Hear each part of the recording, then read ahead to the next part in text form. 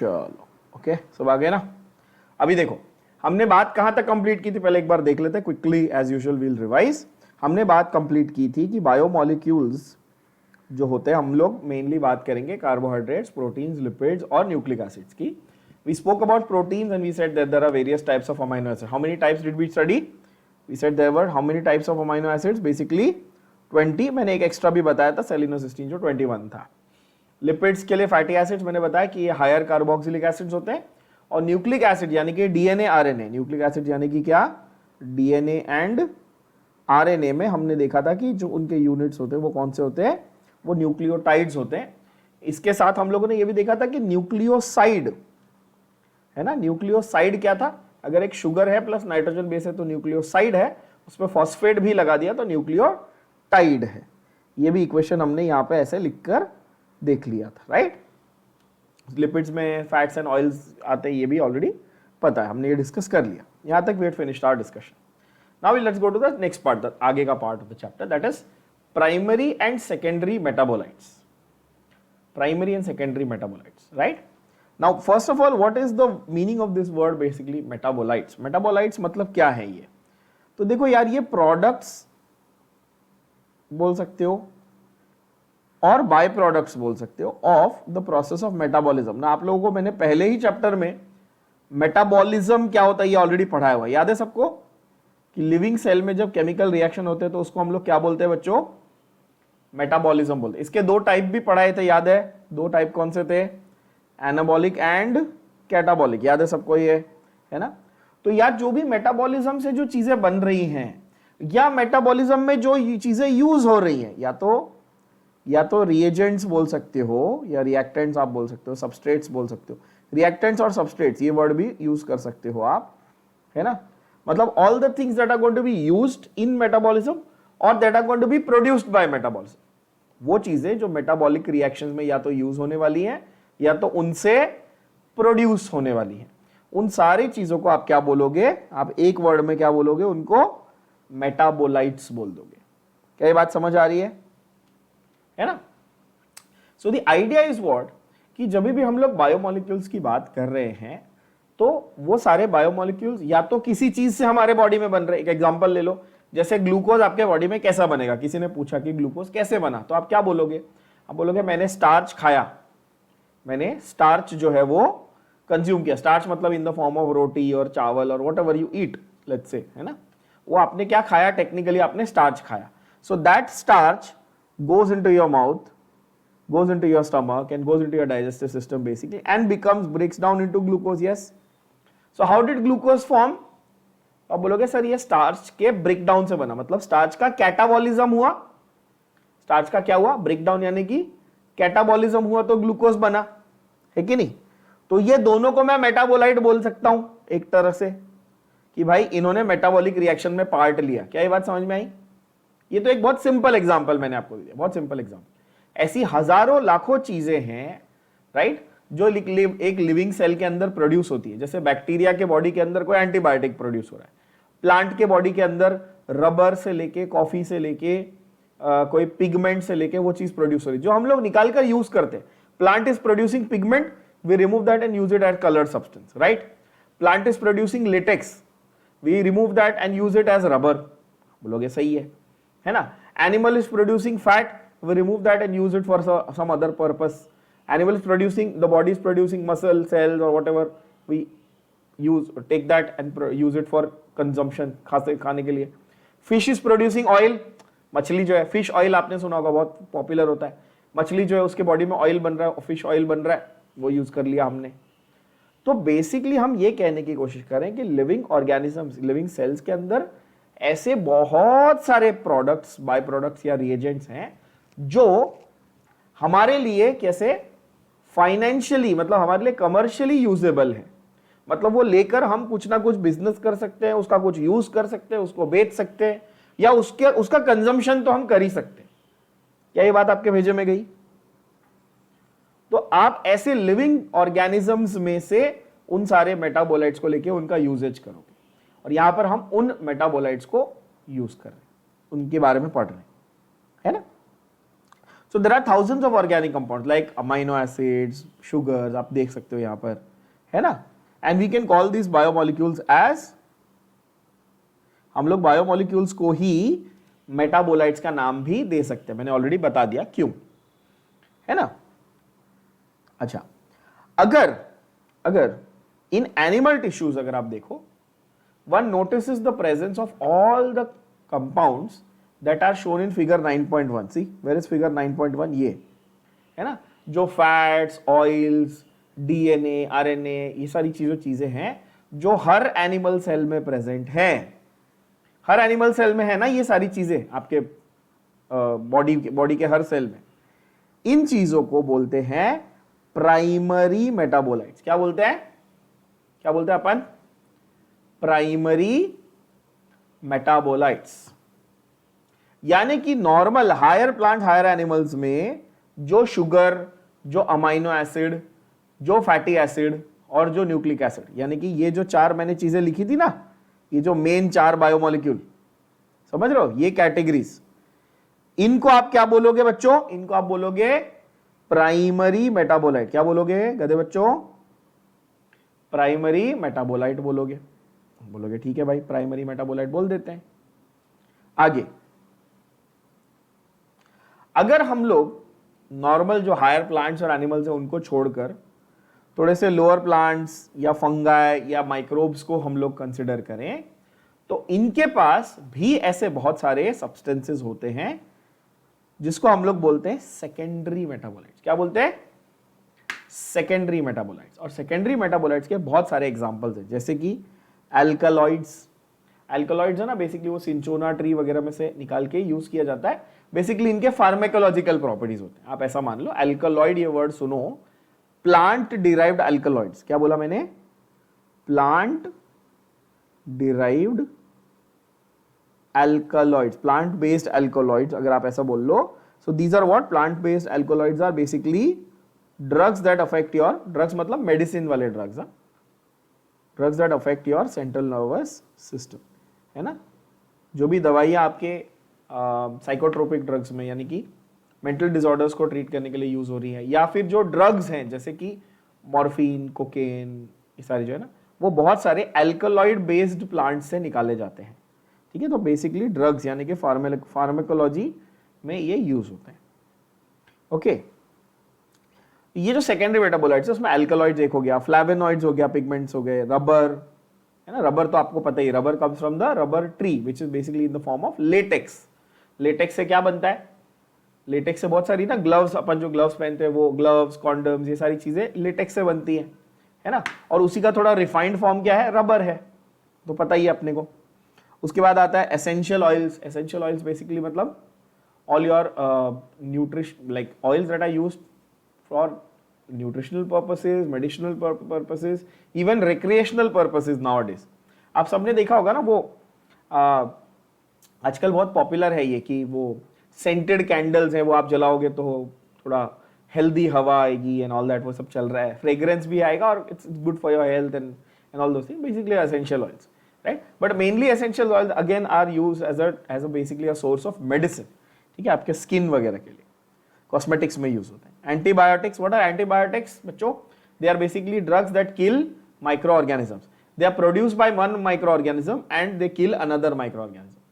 ठीक है, then you have coloured pigments, obviously scents etcetera, gums, spices वगैरह, all these are called as secondary metabolites. ये सारे चीजें जो हैं these are called secondary metabolites. तो प्राइमरी में हमारे मेन चार जो थे, carbohydrates, proteins, lipids and fats, ठीक है, and nucleic acids obviously, sorry. And here secondary metabolites will be everything else. Now secondary metabolites की कैटेगरीज तो दी है, ठीक है, पर हर कैटेगरी का स्पेसिफिक एग्जाम्पल आपको याद करना पड़ेगा। ध्यान से सुनना, क्या बोला मैंने? हर कैटेगरी का स्पेसिफिक आपको एग्जाम्पल याद करना है। Just to give you an example of how this whole thing works. Some secondary metabolites यहां दिया हुआ है एनसीईआरटी में, ध्यान से सुनना। जैसे कि एक एग्जाम्पल उन्होंने कैटेगरी का दिया है, पिगमेंट्स। पिगमेंट मतलब क्या होता है बच्चों? लिख के रखो, पिगमेंट मतलब कलर्ड सब्सटेंस। पिगमेंट मतलब क्या? जो चीज में से कलर प्रोड्यूस होता है, ठीक है ना, पिगमेंट्स के एग्जांपल है कैरोटिनॉइड्स जो ऑब्वियसली ऑरेंज कलर के होंगे, और anthocyanins which is basically bluish colour. कैसे पता मुझे? कैरोटिनॉइड आपको पता है ऑरेंज कलर होता है, और साइनिन यानी कि ब्लूइश कलर होता है। पता है सबको ये? तो ये जैसे आपका क्लोरोफिल ग्रीन पिगमेंट है, वैसे कैरोटिनॉइड और एंथोसाइनिन भी पिगमेंट्स है। क्या ये बात भेजे में गई? तो आपको कैटेगरी का स्पेसिफिक एग्जांपल याद रखना है।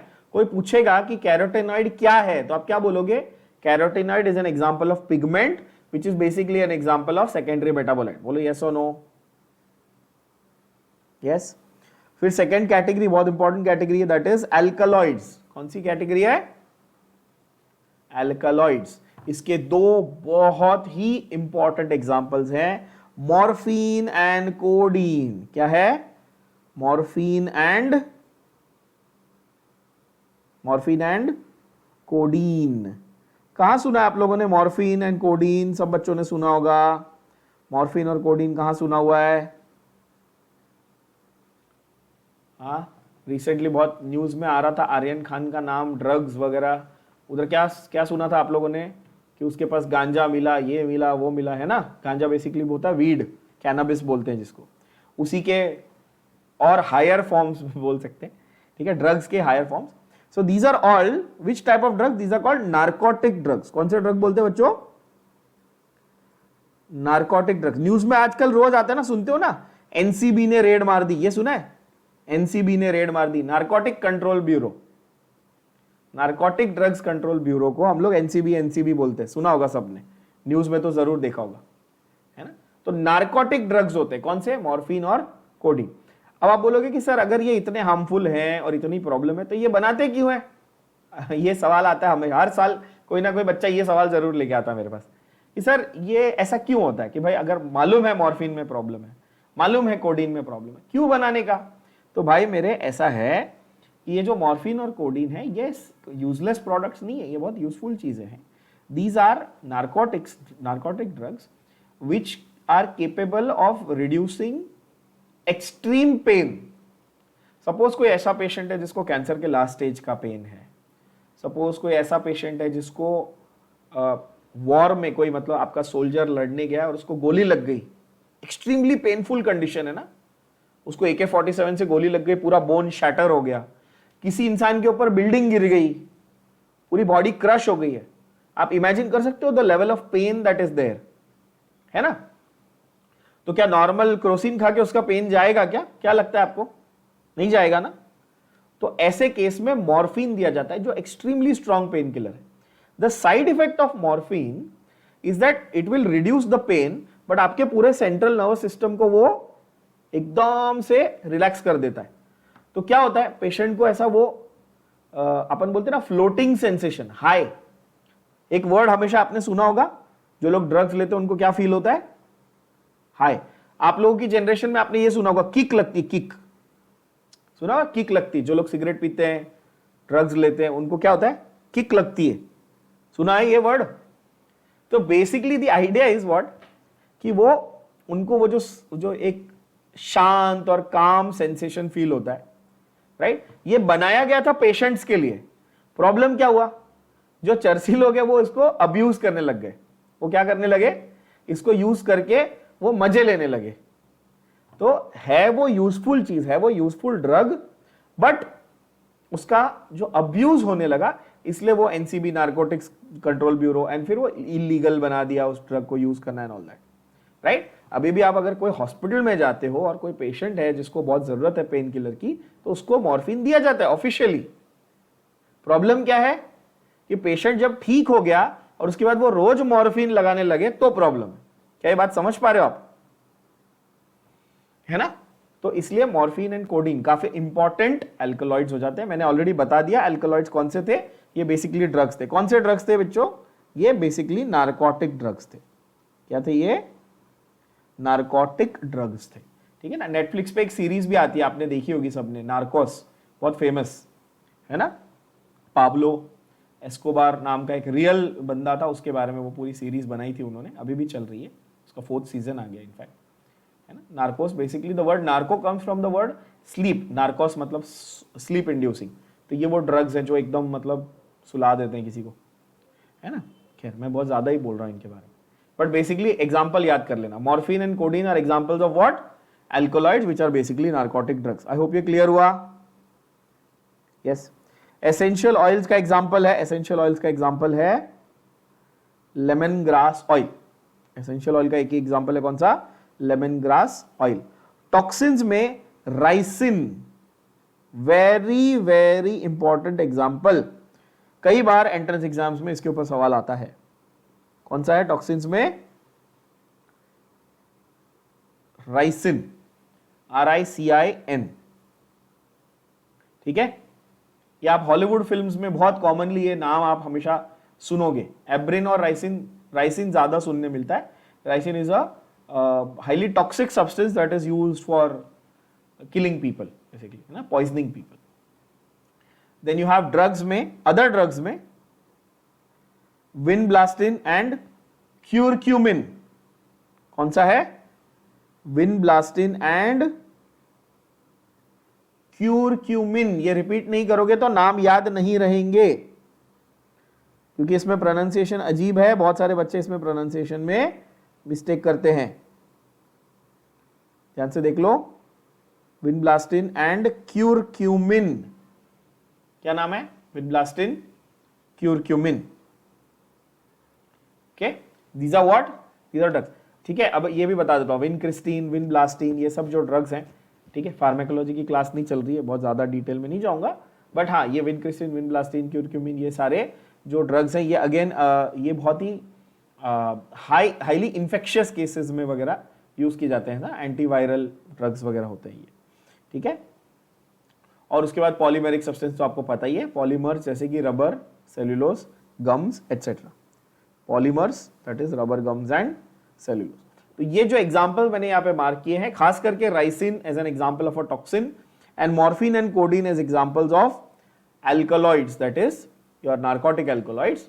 वेरी वेरी इंपॉर्टेंट एग्जांपल्स बच्चों, ठीक है। इनको मार्क करके रख लेना, इनको इग्नोर नहीं करना, ये एग्जाम में बहुत बार पूछे जाते हैं ये क्वेश्चंस, प्लीज रिमेंबर। चलो आगे बढ़ते हैं। तो ये सारे एग्जांपल्स हुए।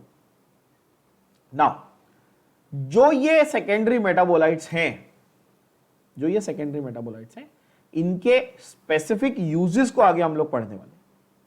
But at the same time आपको यह भी समझने की जरूरत है कि हमारे बॉडी को या किसी भी लिविंग ऑर्गेनिज्म के बॉडी को प्राइमरी मेटाबोलाइट की ज्यादा क्वांटिटी की रिक्वायरमेंट रहती है या सेकेंडरी मेटाबोलाइट की, क्या लगता है?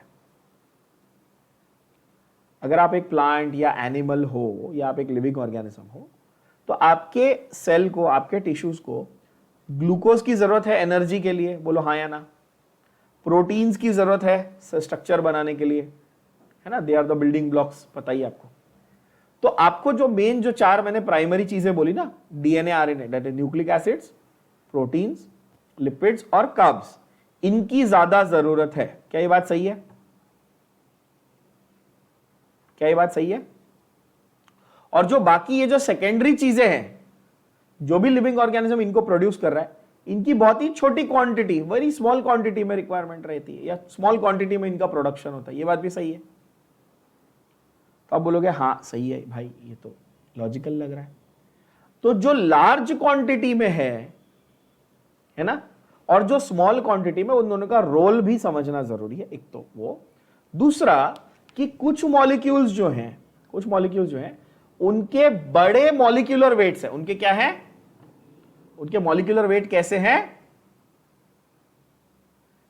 लार्ज मॉलिक्यूलर वेट से। जैसे मैंने आपको प्रोटीन का एग्जांपल दिया था पिछले सेशन में, और बोला था कि protein sometimes have molecular weight in millions of units और in thousands and lakhs of units, बोला था मैंने, याद है ये?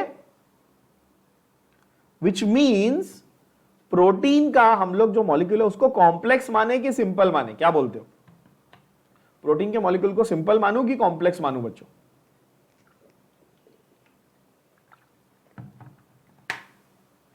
ऑब्वियसली कॉम्प्लेक्स मानूंगा। और इनको हम लोग बायोलॉजी में बोलते हैं मैक्रो मॉलिक्यूल्स। क्या बोलते हैं? मैक्रो। मैक्रो मतलब बड़ा, मैक्रो मतलब लार्ज, मैक्रो मतलब एक्सट्रीमली लार्ज वैल्यू, और माइक्रो मतलब स्मॉल। तो बहुत छोटे वाले रहेंगे उनको अपन क्या बोलेंगे? Micro molecule. और जो बहुत लार्ज मॉलिक्यूलर वेट वाले रहेंगे उनको क्या बोलेंगे, बोलो क्या बोलेंगे उनको, मैक्रो मॉलिक्यूल्स। क्या ये बात सिंपल है, समझ में आई? Yes. Now molecular weights from 18 to 800 daltons, आप लोगों को ये मैंने ऑलरेडी केमिस्ट्री में पढ़ाया हुआ है कि one of the units for measuring molecular weight was Dalton. ठीक है ना, मॉलिक्यूलर वेट का वन ऑफ द यूनिट्स क्या था बच्चों, डाल्टन था। तो अगर 18 डाल्टन से लेके 800 डाल्टन तक का मॉलिक्यूलर वेट किसी चीज का रहेगा, ठीक है, तो वो कंपाउंड या वो जो सब्सटेंस है, वो जो बायोमॉलिक्यूल है, वो आपको एसिड सॉल्युबल पूल में मिलता है।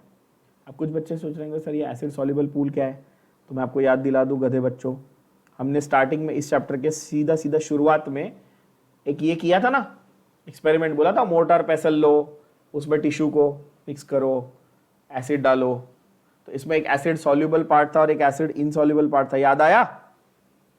और एसिड सॉल्युबल पार्ट वो फिल्ट्रेट था और फिल्ट्रेट में आपको ज्यादा करके इनऑर्गेनिक मटेरियल्स मिल रहे थे, याद आ रहा है? यस। तो जो एसिड सॉल्युबल पूल है उसमें जो भी मॉलिक्यूल्स प्रेजेंट थे उनका वेट, उनका मॉलिक्यूलर वेट जनरली कौन सी रेंज में पाया जाता है बच्चों, 18 to 800 डाल्टन्स की रेंज में पाया जाता है। क्या ये बात भेज में गई सबके, बोलो हाँ या ना? नहीं समझा? नहीं समझा? नहीं समझा ना? समझ गया? तो जो एसिड सॉल्युबल फ्रैक्शन में मिल रहे थे उनका 18 to 800 डाल्टन्स ये वेट था, ठीक है। जो एसिड इनसॉल्युबल फ्रैक्शन थे, जो ऑर्गेनिक थे ना, उनमें चार चीजें थी। फिर से देखो, वापस वही चार चीजें घूम के आई ना, proteins, nucleic acids, polysaccharides, basically polysaccharide मतलब कार्बोहाइड्रेट्स, और लिपिड्स। घूम फिर के वही आ गए चार बायोमॉलिक्यूल फिर से, है ना। तो ये जो है इनके molecular weights, these classes of compounds except lipid, ये जो चार कंपाउंड्स है फिर से देख लो, कौन से? प्रोटीन्स, रिपीट करो सब लोग, क्या है? प्रोटीन्स, न्यूक्लिक एसिड्स, पॉलीसैकेराइड्स, उसका दूसरा नाम बेसिकली कार्बोहाइड्रेट्स, एंड लिपिड्स। यहां पर यह ध्यान देना है कि जो हमारे प्राइमरी मेटाबोलाइट्स हैं, कौन से? वो चार, proteins, nucleic acids, carbohydrates and lipids. इनका मॉलिक्यूलर वेट एक्सेप्ट लिपिड्स को छोड़ के बाकी तीनों का मॉलिक्यूलर वेट किस रेंज में है? 10,000 डाल्टन्स एंड अबव। समझा? तो क्या मैं ऐसे लिखूं तो आप लोग कन्विंस होगे कि प्राइमरी मेटाबोलाइट्स जनरली इनका मॉलिक्यूलर वेट हायर होता है। कितना हायर मॉलिक्यूलर वेट होता है? कितने रेंज में? अराउंड 10,000 डाल्टन्स के रेंज में होता है। किसका? प्राइमरी मेटाबोलाइट्स का। प्राइमरी मेटाबोलाइट्स में कौन से आते हैं? Carbohydrates which is polysaccharides, proteins, nucleic acids and lipids. Lipids को छोड़ के बाकी तीनों का जो मॉलिक्यूलर वेट है वो 10,000 डाल्टन के रेंज में आता है। क्या ये भेजे में गया? सिंपल हो गया। और जो सेकेंडरी मेटाबोलाइट्स हैं उनका वेट जनरली थोड़ा छोटा होता है। ठीक है, क्लियर हो गई बात? ओके, बढ़िया। तो यहां पर इसीलिए हम लोग that is why we say that biomolecules are of two types. One जिसका which have molecular weight less than 1000 Dalton, they are called micromolecules, right? While others that are found in the insoluble fraction are called macromolecules. तो ये जो primary metabolites है जिनका 10,000 Dalton के range में, इनको हम लोग माइक्रो बोलेंगे कि मैक्रो बोलेंगे? इनको हम लोग मैक्रो बोलेंगे। और अगर हमें ऐसा कोई मॉलिक्यूल मिला लिविंग सेल के अंदर जिसका मॉलिक्यूलर वेट कितना है, कितने वैल्यू से कम? लेस देन 1000 डाल्टन है। कितना है? लेस देन 1000 डाल्टन है, तो उसको माइक्रो मॉलिक्यूल बोलेंगे। क्या ये बात एकदम क्लियर हो गई, सिंपल हो गई? मतलब 1000 से कम होगा तो माइक्रोमोलिक्यूल बोलना, 1000 से ज्यादा होगा तो मैक्रो बोलना। क्लियर? एकदम कोई टेंशन नहीं। आगे बढ़ते। अब सवाल यह है कि the molecules that are in the acid insoluble fraction, already बोला, वो ज्यादा करके पॉलीमरिक है, ठीक है? Then why do lipids come under the macromolecular fraction? देखा आपने, मैंने मैक्रोमोलिकुलर में लिपिड्स को भी लिखा, लिपिड्स को भी लिखा है। क्या लिखा है कि नहीं लिखा? have I written? Yes, I have written lipids under this category of macromolecules. Everybody can see that. Can you all agree with me on this? Yes. Now the question that you should ask is कि sir आपने clearly बोला कि इन तीनों का वजन ज्यादा होता है, लिपिड्स को आपने एक्सेप्शन भी बोल दिया, ये भी हमको स्क्रीन पे दिख रहा है, फिर भी लिपिड्स को आपने मैक्रो की कैटेगरी में क्यों रखा? सवाल दिमाग में आया? मैंने क्या पूछा फिर से समझना। मैंने बोला मैक्रो मॉलिक्यूल्स की कैटेगरी में मैंने उन मॉलिक्यूल्स को रखा है जिनका मॉलिक्यूलर वेट बहुत हाई है। आपने बोला ठीक है। मैंने एग्जाम्पल भी दिए कि ये प्राइमरी मेटाबोलाइट्स थे। कौन से वाले? Carbohydrates, proteins, nucleic acids, lipids. मैंने ये भी कहा कि लिपिड्स एक्चुअली एक एक्सेप्शन है। अब आपका सवाल ये आना चाहिए जो मैं खुद आपसे पूछ रहा हूं कि अगर लिपिड एक्सेप्शन है तो उसको इस कैटेगरी में क्यों रखा? पहले सवाल की क्लैरिटी आ गई, अब जवाब की क्लैरिटी समझो कि भाई लिपिड्स जो हैं वो स्मॉल मॉलिक्यूलर वेट वाले तो हैं, ये बात सही है, ये बात गलत नहीं है। बट होता क्या है, when we grind the tissues, हम लोगों ने शुरुआत कहां से की थी? याद है ना, मोटर पेसल, ग्राइंडिंग ऑफ टिश्यू से। तो जब हम लोग ग्राइंड करते हैं टिश्यू को, हम सेल के स्ट्रक्चर को पूरा तोड़ रहे हैं। We are destroying the cell structure. That you agree? है ना? हमने एग्जांपल के लिए लिया था वेजिटेबल का टुकड़ा या फिर लिवर का पीस, याद होगा तो हम लोग सेल के स्ट्रक्चर को तोड़ रहे हैं। अब जब ये सेल के स्ट्रक्चर को आप तोड़ते हो तो cell membrane and the other membranes are broken into pieces and they form vesicles which are not water soluble. क्या है? Cell membrane and other membranes. Why? Because these membranes are made up of what? याद करना, these membranes are made up of what? They are made up of phospholipids. याद होगा, these are made up of phospholipids. ये पिछले session में revise भी कराया था कि वो फ्लूइड मोज़ेक मॉडल में हमने पढ़ा है ना, फॉस्फोलिपिड बाइलेयर होता है। और लिपिड्स के बारे में एक बहुत इंपॉर्टेंट सेंटेंस बोला था, क्या? लिपिड्स वाटर में सॉल्युबल नहीं होते। आप लोगों ने खुद ये बात एग्री की थी कि हाँ, तेल और पानी तो मिक्स नहीं होते। सही बात है कि नहीं? तो ये आप लोगों को लॉजिकल लग रहा होगा कि हाँ भाई सही बात है। हमने सेल लिया, हमने लिविंग टिश्यू लिया, हमने उसको उसका मस्त मसाला बनाया, चटनी बनाई उसकी, और चटनी बनाने के बाद क्या हुआ कि जो सेल मेम्ब्रेन थी हमने उसको डिस्ट्रॉय कर लिया, लेकिन अब हमको वाटर इनसॉल्युबल फ्रैक्शन मिला। तो होता क्या है कि भाई बिकॉज ये पानी में सॉल्युबल नहीं था इसलिए ये सेपरेट हो गया, ये इनसॉल्युबल वाले पूल के साथ निकल गया। जबकि रियलिटी में क्या ये मैक्रोमोलिक्यूल है? असलियत में क्या ये मैक्रोमोलिक्यूल है? क्या अगर इसके मॉलिक्यूलर वेट के हिसाब से हम इसको देखें तो हमें इसको मैक्रोमोलिक्यूल की कैटेगरी में नहीं रखना चाहिए। क्या इस बात से आप सहमत हैं? यस। दो जगह बता दिया, एक जगह यहां बोल दिया कि लिपिड्स आर नॉट मैक्रोमोलिक्यूल्स, और एक जगह यहां पर आपके सामने सामने एक्सेप्शन के नाम पे यहां पे बोल दिया, क्लियरली बोल दिया है। फिर भी उसको मैक्रोमोलिक्यूल की कैटेगरी में रखने का रीजन आपको समझ में आया? क्योंकि ये वाटर इनसॉल्युबल पूल के साथ, ये जो इनसॉल्युबिलिटी है ना इसकी, उसकी वजह से ये इनसॉल्युबल वाले पूल में निकल जाता है। क्यों? क्योंकि ये चारों कहां मिल रहे थे? इनसॉल्युबल वाले फ्रैक्शन में मिल रहे थे। बोलो हाँ या ना? क्या क्लैरिटी आई? तो अब ये पूरा जो मैंने डिटेल में पका के समझाया, उसको सिंपली एक लाइन में कैसे समझाओगे आप किसी को कि lipids are included under macro और under the primary metabolites. Why? Because they are part of the insoluble fraction. Why? Because lipids are insoluble. Simple है कि नहीं? बोलो यस। बढ़िया, क्लैरिटी आ गई? मार्किंग मत भूलना, मार्किंग बरोबर करना, मार्किंग से ही सारा सॉल्व होगा। ये ऐसा हो गया, आपने हिंदी में कहावत सुनी होगी सब बच्चों ने, गेहूं के साथ साथ घुन पिस जाता है, सुना होगा, सुना है ना, मुहावरा एक हिंदी में। जब गेहूं व्हीट होता है ना अपने घर पे गेहूं, उसमें छोटे छोटे कीड़े नहीं लग जाते, उसको घुन बोलते हैं। तो गेहूं पीसने के लिए जाते हैं ना अपन आटा बनाने के लिए, तो कभी कभी वो कीड़े भी साथ में पिस जाते हैं।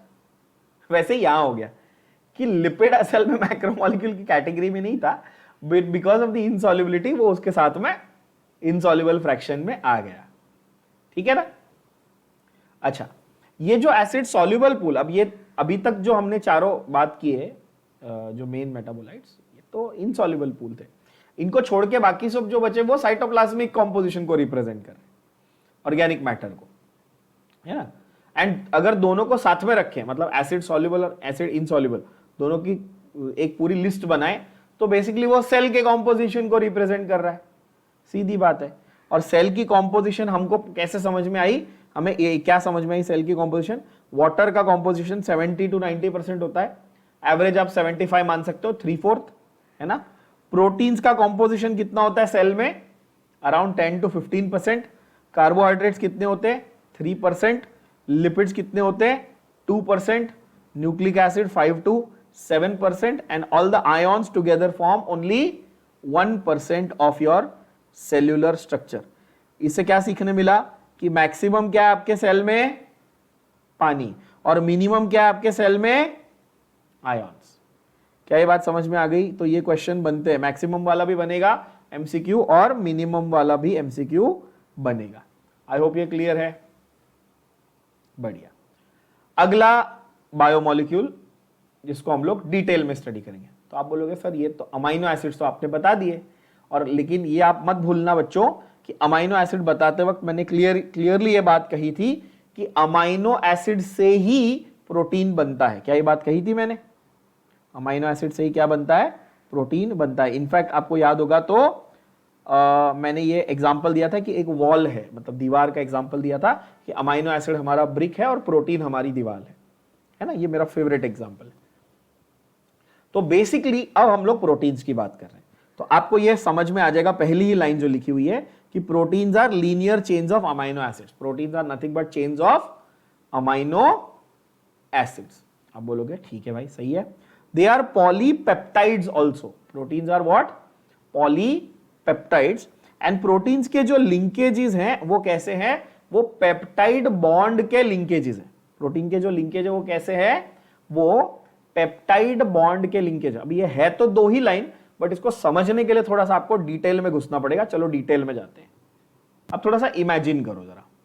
मैंने आपको ये कहा था कि अगर मैं कहूं कि ये ब्रिक है और मुझे दीवार बनानी है, तो दो ब्रिक्स के बीच में मुझे सीमेंट लगाना पड़ेगा। क्या ये मैंने कहा था? सेम वे अगर मुझे अमाइनो एसिड यूज करके प्रोटीन बनाना है, तो मैं ऐसे बोलूं this is amino acid 1, this is amino acid 2, this is amino acid 3। और ये अमाइनो एसिड कोई भी हो सकते हैं ना, हमने एग्जांपल भी बहुत सारे देखे थे, lysine, leucine, arginine, valine, glycine, serine, tryptophan, ये सारे एग्जांपल हमने लास्ट टाइम देख लिए थे। ऐसे बहुत सारे थे, 20 है हमारे पास ऑप्शन। तो आप ऐसे कितने भी अमाइनो एसिड लगा सकते हो ना लाइन में। ठीक है, समझो मैंने अमाइनो एसिड लगा दिए 1 2 3 करके, ऐसे n नंबर, मैंने n नंबर लगा दिए, 10,000 20,000 50,000 अमाइनो एसिड लगा दिए। अब सवाल यह कि इनके बीच में मुझे बॉन्डिंग चाहिए, इनके बीच में मुझे क्या चाहिए? लिंकेज, इनके बीच में बॉन्डिंग चाहिए। तो यहां ध्यान से सुनना, प्रोटीन्स ये बायोमोलिक्यूल है, ये मैक्रोमोलिक्यूल है। बायोमोलिक्यूल में भी स्पेसिफिकली कौन सी कैटेगरी का? ये मैक्रो। ठीक है, ये बने हैं अमाइनो एसिड से। कैसे बने? ये अमाइनो एसिड से बने, ये भी ठीक है। इनमें जो लिंकेज है ना, दो अमाइनो एसिड के बीच का लिंकेज, जो बॉन्ड है, उसका नाम है पेप्टाइड बॉन्ड। क्या नाम है? इसका नाम है पेप्टाइड बॉन्ड। तो यहां पे मैं बोलूं 1 बॉन्ड, 2 बॉन्ड, 3 बॉन्ड, ऐसे करके n नंबर ऑफ बॉन्ड्स हैं, n पेप्टाइड बॉन्ड्स हैं, ऐसे बहुत सारे पेप्टाइड बॉन्ड्स हैं। बोलो यस और नो। जब n नंबर ऑफ मॉलिक्यूल है तो n number of peptide bonds भी हो गए। आप बोलोगे सही है।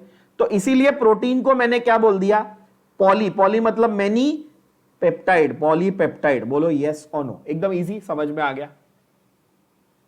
बिकॉज प्रोटीन के स्ट्रक्चर के अंदर बहुत सारे पेप्टाइड हैं, तो प्रोटीन क्या है? प्रोटीन पॉलीपेप्टाइड है।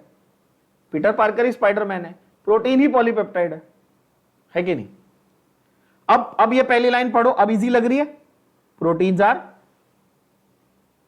पॉलीपेप्टाइड्स। क्या ये बात क्लियर हुई? भेजे में गई।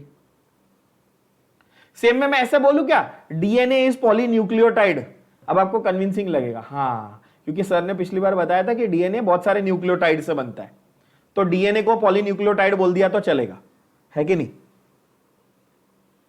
है ना? यस। सैड रियलिटी ये है कि सब बच्चों को ये पता है कि ऋतिक रोशन को डुग्गू बोलते हैं, हाँ?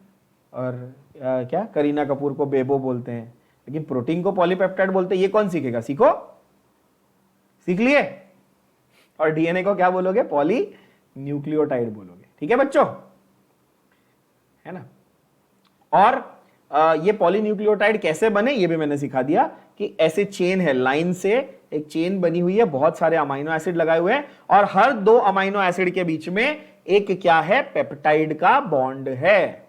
उस बॉन्ड का नाम ही पेप्टाइड बॉन्ड है, ठीक है? अभी मैं पेप्टाइड बॉन्ड के स्ट्रक्चर भी बताऊंगा, टेंशन मत लो, हर एक चीज डिटेल में करेंगे। पेप्टाइड बॉन्ड क्या होता है, कैसा दिखता है, बताऊंगा। ये क्लियर? चलो अब आगे देखते हैं। Each protein is a polymer of amino acid. Why have they used the word polymer? Because it is many units of amino acids. आप बोलोगे ठीक है, how many different types of amino acids were there? 20 different types of amino acid, जिसके example भी बहुत सारे उन्होंने वापस से रिपीट किया, हमने ऑलरेडी बोल दिया। Alanine, cysteine, alanine, cysteine, this is cysteine ना, सिस्टीन भी होता है, एक सिस्टाइन भी होता है, ठीक है? प्रोलीन, ट्रिप्टोफैन, लाइसिन वगैरह। A protein is a heteropolymer not a homopolymer. ये सेंटेंस को भी समझते हैं जरा, इस सेंटेंस को भी समझते हैं। क्या बोलता है? प्रोटीन जो है वो क्या है? हेटेरोपॉलीमर है, होमोपॉलीमर नहीं है।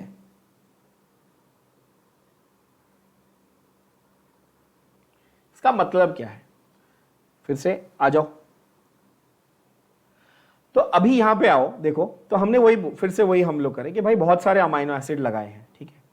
अगर ये सारे अमाइनो एसिड एक ही टाइप के होते तो मैं होमो मतलब सेम, ये वर्ड यूज करता, समझे आप? मतलब कि अगर मैं समझो बोलूं कि एक मॉलिक्यूल ये रहा, ये है लाइसीन अमाइनो एसिड, कौन सा ये? एक मान लो, कौन सा ये? लाइसीन अमाइनो एसिड है, और मैं आपको बोलूं कि भाई मैंने ना लाइसीन के ही बस बार बार लाइसीन के मॉलिक्यूल लगाने, मैंने और कोई लगाना ही नहीं है। ऐसा हो सकता है क्या कि एक प्रोटीन है जो सिर्फ और सिर्फ लाइसीन से बना हुआ है और उसमें कोई अमाइनो एसिड है ही नहीं? ऐसा होता है? ऐसा होता है क्या? ऐसा नहीं होता। आपको बहुत सारे अलग अलग टाइप के अमाइनो एसिड्स का कॉम्बिनेशन करके प्रोटीन बनाना पड़ता है। यानी कि ऐसा हो सकता है क्या कि एक ही टाइप का अमाइनो एसिड हो? बिल्कुल नहीं। यानी कि एक लाइसिन हुआ, दूसरा समझो हो सकता है, दूसरा हो सकता है एलेनिन, है ना, तीसरा हो सकता है सिस्टीन, चौथा हो सकता है ट्रिप्टोफैन, पांचवा हो सकता है मिथियोनिन, उसके बाद वैलिन, उसके बाद लाइसिन रिपीट हो गया, उसके बाद एलेनिन रिपीट हो गया, उसके बाद मिथियोनिन वापस रिपीट, रेपिटेशन चलता है, रेपिटेशन चलता है। मेन क्या बोला? सब एक जैसे नहीं होने चाहिए, तो एक जैसे नहीं होंगे तो उसको क्या बोलूंगा मैं? उसको मैं क्या बोलूंगा? हेटेरोपॉलीमर। बोलो बात समझ में आई? बोलो हाँ या ना। द वर्ड हेटेरो तो आप लोगों को बहुत अच्छे से आता है सबको। होमो मतलब सेम, हेटेरो मतलब डिफरेंट। बोलो यस और नो। तो प्रोटीन कैसा है? हेटेरोपॉलीमर है। इसका मतलब कि एक ही टाइप का मोनोमर नहीं है। अगर होमोपॉलीमर होता तो क्या होता? एक ही टाइप का मोनोमर होता, लेकिन यहां पर ऐसा नहीं है, यहां पर अलग अलग टाइप के मोनोमर है। कैसे? अलग अलग टाइप के अमाइनो एसिड हैं। अब एक बहुत ही इंटरेस्टिंग चीज आपको जो सीखनी चाहिए इन 20 अमाइनो एसिड्स के बारे में, वो बहुत इंटरेस्टिंग चीज अभी हम लोग सीखते हैं। हम ऐसा बार बार कहते हैं कि देयर आर 20 अमाइनो एसिड्स। आप बोलते हो हाँ ठीक है, देयर आर 20 अमाइनो एसिड्स, मान लो, ठीक है ना। बट वो क्या 20 के 20 अमाइनो एसिड हमारे बॉडी में, हमारे सेल में प्रोड्यूस हो रहे हैं क्या? अच्छा, पहले तो ये बात बताओ बच्चों कि आप इस बात को लेके कन्विंस्ड हो कि ये अमाइनो एसिड्स हमारे लिए बहुत ही ज्यादा इंपॉर्टेंट है। क्या ये बात सही है? क्यों? क्योंकि अगर अमाइनो एसिड्स नहीं होंगे तो प्रोटीन्स नहीं बनेंगे, और प्रोटीन्स नहीं होंगे तो सेल का स्ट्रक्चर जो है वो सस्टेन नहीं कर पाएगा, सेल का स्ट्रक्चर ढंग से नहीं रहेगा, बिकॉज प्रोटीन्स ही तो बिल्डिंग ब्लॉक्स हैं। सही है? अब बोलोगे ओके। तो ये अमाइनो एसिड्स जो है ना, इसकी दो कैटेगरी है। इसकी क्या है? दो अलग अलग कैटेगरीज। अब ये कैटेगरीज को समझना, क्यों बता रहा हूं। एक कैटेगरी है एसेंशियल अमाइनो एसिड्स। कौन से बच्चों? Essential amino acids. तो दूसरी कौन सी होगी? लॉजिकली दूसरी कौन सी होगी यार? नॉन एसेंशियल होगी। अब बच्चे गलती कहां करते हैं? मैंने अभी आपको जो स्टेटमेंट पूछी उसका रीजन समझना। मैंने थोड़ी देर पहले आपको ये पूछा कि क्या सारे अमाइनो एसिड जरूरी है? आपने बोला हाँ, बट जब आप एसेंशियल नॉन एसेंशियल पढ़ते हो तो हमारी इंग्लिश की नॉलेज हमको ऐसा लगता है कि अच्छा, कि थोड़े एसेंशियल, थोड़े जरूरी और थोड़े जरूरी नहीं है। ऐसा है क्या? नहीं भाई, सारे अमाइनो एसिड जरूरी है ना? सारे के सारे अमाइनो एसिड जरूरी है। ऐसा कोई अमाइनो एसिड नहीं है जो किसी काम का नहीं है, सारे काम के हैं।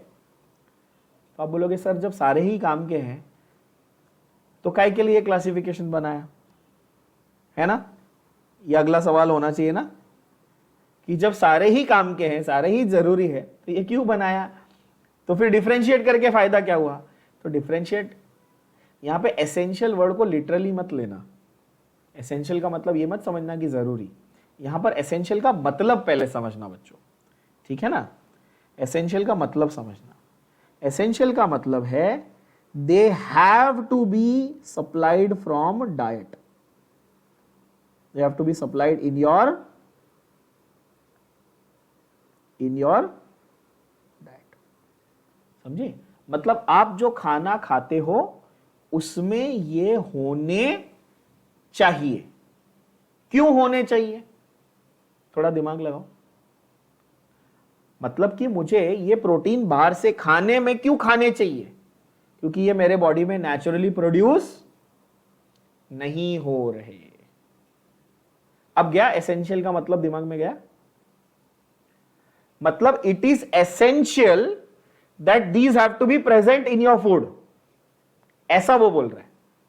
अब बोले अच्छा ये मतलब है एसेंशियल का, है ना? मीनिंग समझो वर्ड का, मजे से पढ़ो। क्या बोलता है वो? एसेंशियल का मतलब क्या है बच्चों?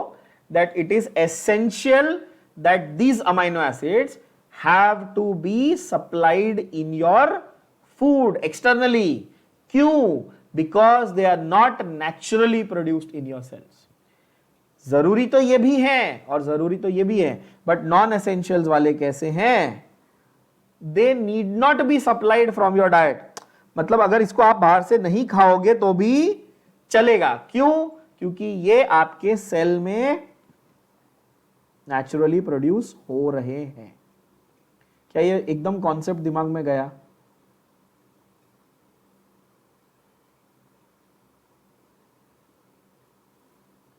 क्या ये हमारे सेल्स में प्रोड्यूस हो रहा है? हाँ। अब सवाल यह कि 20 में से ऐसे कितने अमाइनो एसिड है जो सेल में प्रोड्यूस होते हैं और कितने बाहर से लेने पड़ते हैं? तो इजी है, 10 एसेंशियल होते हैं, 10 नॉन एसेंशियल होते हैं। इजी।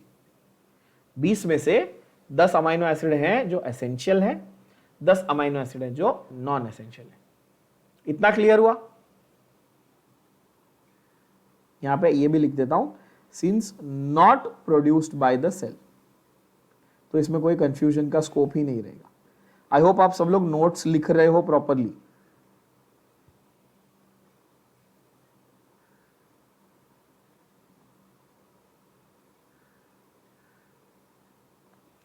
है ना?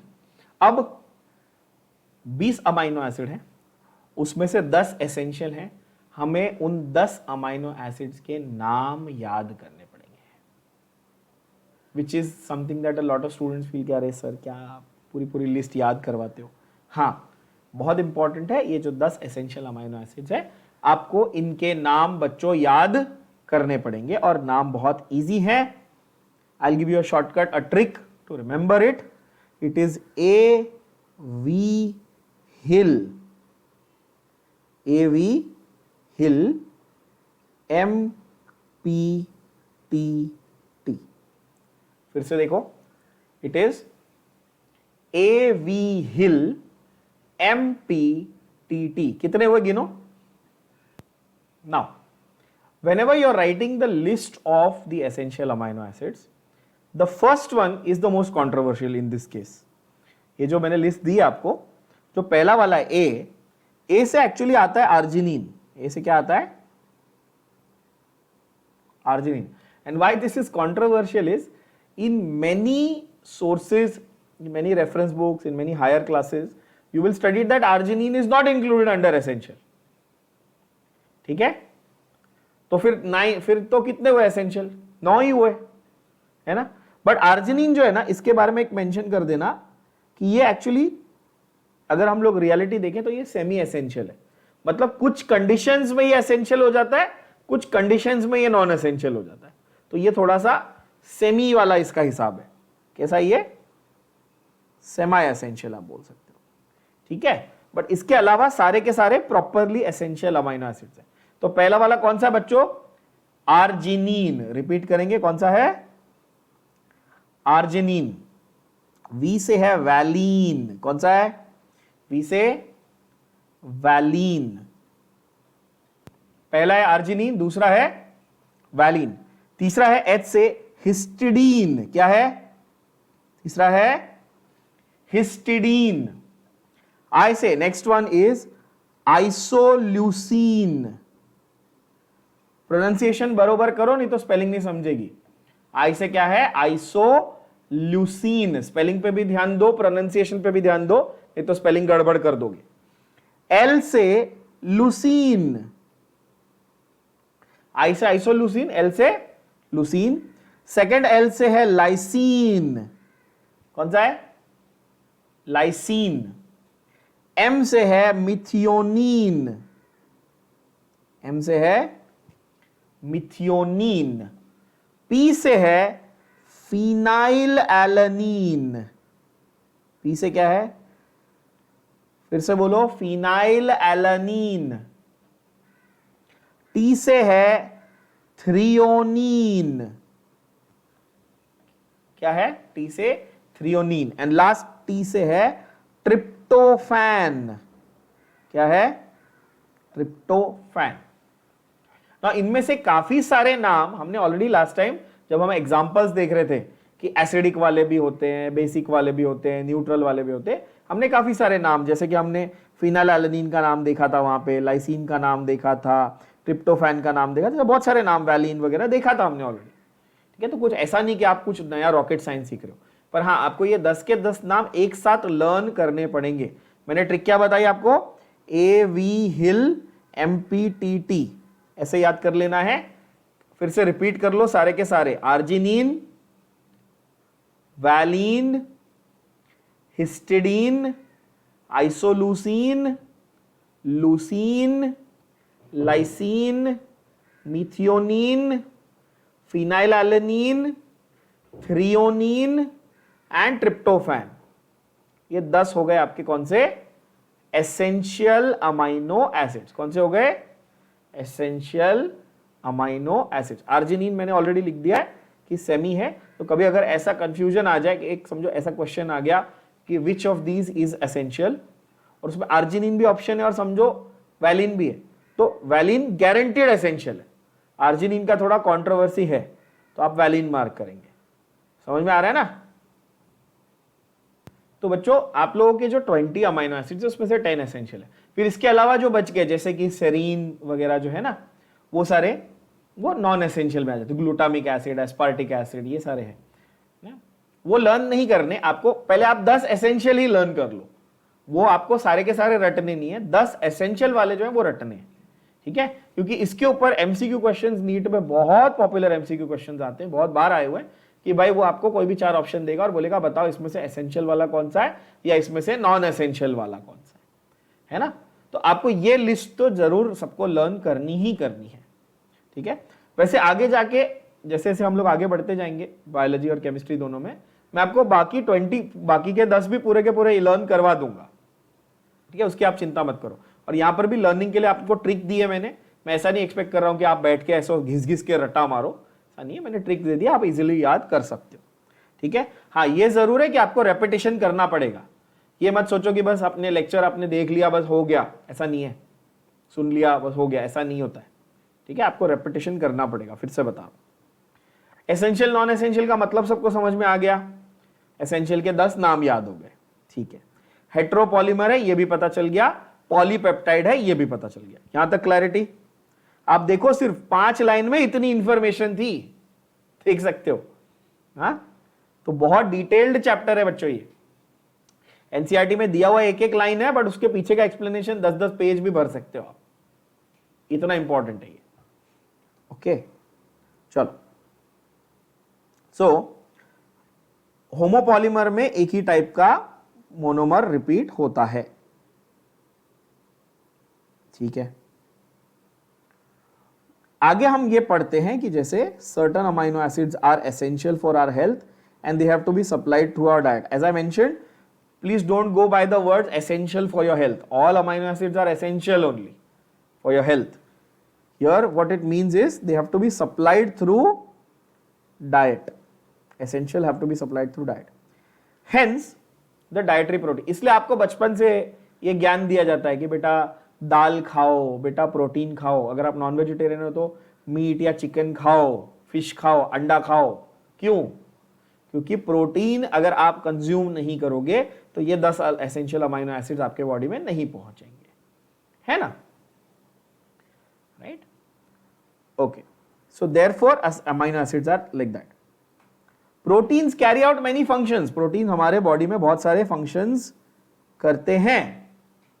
अब आपको बचपन से प्रोटीन के बारे में एक ही चीज बताई गई, क्या? Proteins are building blocks of the body. ये रटवाया हुआ है सबको स्कूल में, है ना? बट प्रोटीन के बहुत सारे फंक्शंस है। Proteins are very dynamic molecules, है ना? Proteins are complex, proteins are macromolecules, they are very dynamic, बहुत सारे उनके फंक्शन है। तो मैं जस्ट एक आपको ब्रीफ में बता देता हूं, ब्रीफ में, कि what are the major functions of proteins. ये भी आप लिखेंगे अपनी नोटबुक में, प्रॉपर्ली लिख के रखेंगे। मेजर फंक्शन ऑफ प्रोटीन क्या है? पहला तो आपको पता ही है, जैसे मैंने बता दिया कि भाई सेल मेम्ब्रेन में जो फॉस्फोलिपिड्स थे उनके बीच में प्रोटीन्स होते थे, याद है ना सबको ये? तो पहले कि भाई सेल मेम्ब्रेन बनाने के काम आते हैं, यस।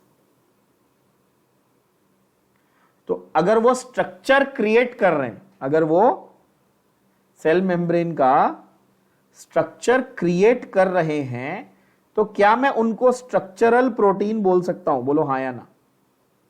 क्या मैं उनको स्ट्रक्चरल प्रोटीन बोल सकता हूं? बोलो यस और नो। यस, है ना? दूसरा भाई, वो न्यूट्रिशन का काम भी कर रहे हैं, हमारे न्यूट्रिशन का भी तो काम कर रहे हैं कि नहीं कर रहे? तो थोड़ा बहुत न्यूट्रिशन का भी काम कर रहे हैं वो। ओके, फिर कुछ प्रोटीन्स ऐसे हैं जो एंजाइम्स का काम कर रहे हैं। किसका काम कर रहे हैं? एंजाइम्स। तो इनको मैं मेटाबॉलिक प्रोटीन्स बोल दूं, क्योंकि ये केमिकल रिएक्शन में कैटलिस्ट का काम कर रहे हैं कि नहीं? तो इनको मैं मेटाबॉलिक प्रोटीन्स बोल दूंगा, या मैं इनको एंजाइमेटिक प्रोटीन्स बोल दूंगा। आप बोलोगे हाँ सही है। फिर कुछ हैं जो हॉर्मोन्स का काम कर रहे हैं। हॉर्मोन्स का नाम आप सबने सुना होगा। हॉर्मोन्स वो केमिकल्स हैं जो आपकी ग्रोथ, आपके ग्लैंड्स की एक्टिविटी, है ना, उनको सबको कंट्रोल करते हैं, आपके बॉडी के बहुत सारे फंक्शंस को कंट्रोल करते हैं। तो कुछ हॉर्मोन्स भी होते हैं, ठीक है, हॉर्मोन्स भी हो गए प्रोटीन्स, है ना। कुछ प्रोटीन्स कैरियर प्रोटीन्स होते हैं। क्या होते हैं? कुछ proteins carrier protein. Example carrier protein का, कोई ऐसी चीज जो आपके बॉडी में किसी चीज को कैरी कर रही है, सुना होगा, नाम हमेशा सुना होगा, बहुत बेसिक चीज। एक एग्जांपल दे देता हूं, समझ में आ जाएगा। ट्रांसपोर्ट का function, haemoglobin carrying oxygen, yes और नो? आपके बॉडी में ऑक्सीजन को कौन कैरी करता है बच्चों? कौन कैरी करता है? हीमोग्लोबिन। हीमोग्लोबिन नाम का एक प्रोटीन होता है जो आपके ब्लड के कौन से सेल्स में होता है? रेड ब्लड सेल्स में होता है। जब आप ऑक्सीजन सांस लेते हो, जब आप बाहर से सांस ले रहे हो, ऑक्सीजन अंदर जा रहा है लंग्स में, तो आपके ब्लड में वो ऑब्जॉर्ब हुआ, तो वो किसके पास गया, रेड ब्लड सेल के अंदर हीमोग्लोबिन के पास गया और वो उसको ट्रांसपोर्ट करता है। तो अगर हीमोग्लोबिन नहीं है तो आप ऑक्सीजन को आप सांस तो ले लोगे, लंग्स में जाएगा, लेकिन उसके वो आपके ब्लड तक पहुंचेगा, ट्रांसपोर्ट होगा नहीं। तो वहां पर प्रोटीन का बहुत इंपॉर्टेंट रोल हो जाता है कि प्रोटीन ऑक्सीजन को लाद के मतलब कैरी करके एक जगह से दूसरी जगह लेके जा रहा है। क्या ये बात समझ में आई? तो प्रोटीन के बहुत सारे फंक्शन समझ में आए आपको, यस और नो? और कुछ टिपिकल प्रोटीन्स के उन्होंने फंक्शंस दिए हुए, मतलब स्पेसिफिक है ना। मैं कैटेगरीज की बात नहीं कर रहा हूं, मैं और स्पेसिफिक की बात कर रहा हूं भाई। तो देखो, कोलेजिन नाम का एक प्रोटीन है। कोलेजिन क्या होता है? आपके इंटरसेल्यूलर सब्सटेंस, मतलब सेल्स के बीच में, जैसे मैंने अभी एग्जांपल दिया ना, पेप्टाइड बॉन्ड है दो अमीनो एसिड के बीच में, वैसे आपके बॉडी में दो सेल्स को जोड़ने के लिए, टिश्यूज को जोड़ने के लिए भी आपको सब्सटेंस चाहिए। एक तरह का आप समझ लो गम, ग्लू, जैसे आप चीजों को चिपकाते हो ना फेविक्विक लगा के, है ना, वैसे उस तरह से। तो कोलेजिन, यस, तो collagen is the product that is, it is also use in a lot of cosmetics and everything. It is very essential for maintaining the tissues. तो कोलेजिन जो है ये एक प्रोटीन है। कोलेजिन एक प्रोटीन है जो कहां प्रेजेंट होता है? इंटरसेल्यूलर सब्सटेंस में। कहां प्रेजेंट होता है बच्चों? इंटरसेल्यूलर सब्सटेंस में। ग्राउंड सब्सटेंस ये वर्ड क्यों आया ये आगे हम लोग सीखेंगे, अभी उसके ऊपर माथाफोड़ी मत करो। ट्रिप्सिन एक एंजाइम है। अगेन सबको मालूम है ट्रिप्सिन कहां होता है? हमारे डाइजेस्टिव सिस्टम में एक एंजाइम होता है, ठीक है ना। एंजाइम ये वर्ड अगर नहीं पता आपको, जिन बच्चों को एंजाइम ये शब्द का मीनिंग नहीं मालूम, वैसे तो आपको मैंने सिखाया हुआ, आपको पता होना चाहिए, नहीं पता तो फिर भी लिख के देता हूं। एंजाइम का मतलब अगर कोई पूछेगा तो क्या बोलोगे? Biochemical catalyst. क्या होगा एंजाइम का मतलब? बायोकेमिकल कैटलिस्ट होगा। कैटलिस्ट का मतलब तो सब लोग समझते हो, किसी केमिकल रिएक्शन को फास्ट करने के लिए जो चीज आप डालते हो वो कैटलिस्ट है ना। आग में घी, सिंपल एग्जांपल, आग में घी डालते ना अपन जल्दी जल्दी बढ़ने के लिए, वैसे ही बायोकेमिकल कैटलिस्ट, कैटलिस्ट का काम है फटाफट रिएक्शन करना। तो जो लिविंग सेल में या मेटाबॉलिक रिएक्शंस में जो कैटलिस्ट है उनको हम लोग क्या बोलते हैं? एंजाइम्स बोलते हैं, ठीक है। तीसरा है इंसुलिन। ये one of the most important है। इंसुलिन सबने नाम सुना है, बहुत पॉपुलर है, सबको मालूम है ऑफ कोर्स। इंसुलिन किस लिए यूज होता है बच्चों? कौन से पेशेंट्स को दिया जाता है इंसुलिन? डायबिटिक पेशेंट्स को दिया जाता है। इंसुलिन आपके बॉडी के ब्लड शुगर लेवल को कंट्रोल करता है, ब्लड शुगर लेवल को मेंटेन करता है। It is a hormone. Insulin is a hormone. तो यहां पर यह भी मेंशन कर देंगे हार्मोन किसके लिए? For blood sugar control, for blood glucose control. Yes, लिख के रखेंगे। इंसुलिन ये हार्मोन क्या करता है? आपके बॉडी में ब्लड के अंदर जो ग्लूकोज लेवल है उसको कंट्रोल करके रखता है बच्चों। क्या ये बात समझ पा रहे हैं आप? यस, आगे बढ़े। एंटीबॉडीज, एंटीबॉडीज तो इजी है। अभी कोविड के टाइम पे तो हर बच्चा, हर इंसान एक्सपर्ट हो गया। गांव में बैठे हुए अंकल भी एक्सपर्ट हो गया एंटीबॉडी में, सबको मालूम पड़ गया वैक्सीन लोगे तो एंटीबॉडी बनेगी और वो क्या करेगी? जब इंफेक्शन आएगा तो उससे लड़ेंगे। क्या होती है एंटीबॉडी? एंटीबॉडी एक स्पेशल टाइप की प्रोटीन मॉलिक्यूल होते हैं। कभी आपके शरीर में वायरस ने एंट्री की तो वो प्रोटीन के मॉलिक्यूल जाके वायरस से लड़ेंगे, उसको क्या बोलते हैं अपन? एंटीबॉडी। क्या बोलते हैं बच्चों? एंटीबॉडी। सिंपल भाषा में समझा रहा हूं मैं, ज्यादा कॉम्प्लिकेटेड बायोलॉजिकल या साइंटिफिक लैंग्वेज में नहीं, इजी भाषा में बोल रहा हूं कि ऐसे प्रोटीन के मॉलिक्यूल जो इन्फेक्शन से लड़ने में हेल्प करेंगे उसको क्या बोलते हैं? एंटीबॉडी बोलते हैं। क्लियर? रिसेप्टर्स, रिसेप्टर क्या होते हैं? रिसेप्टर, ठीक है। अब रिसेप्टर एक ऐसा एक स्पेशल मॉलिक्यूल होता है। रिसेप्टर समझो, रिसेप्टर पहले समझो सिंपल भाषा में क्या होता है।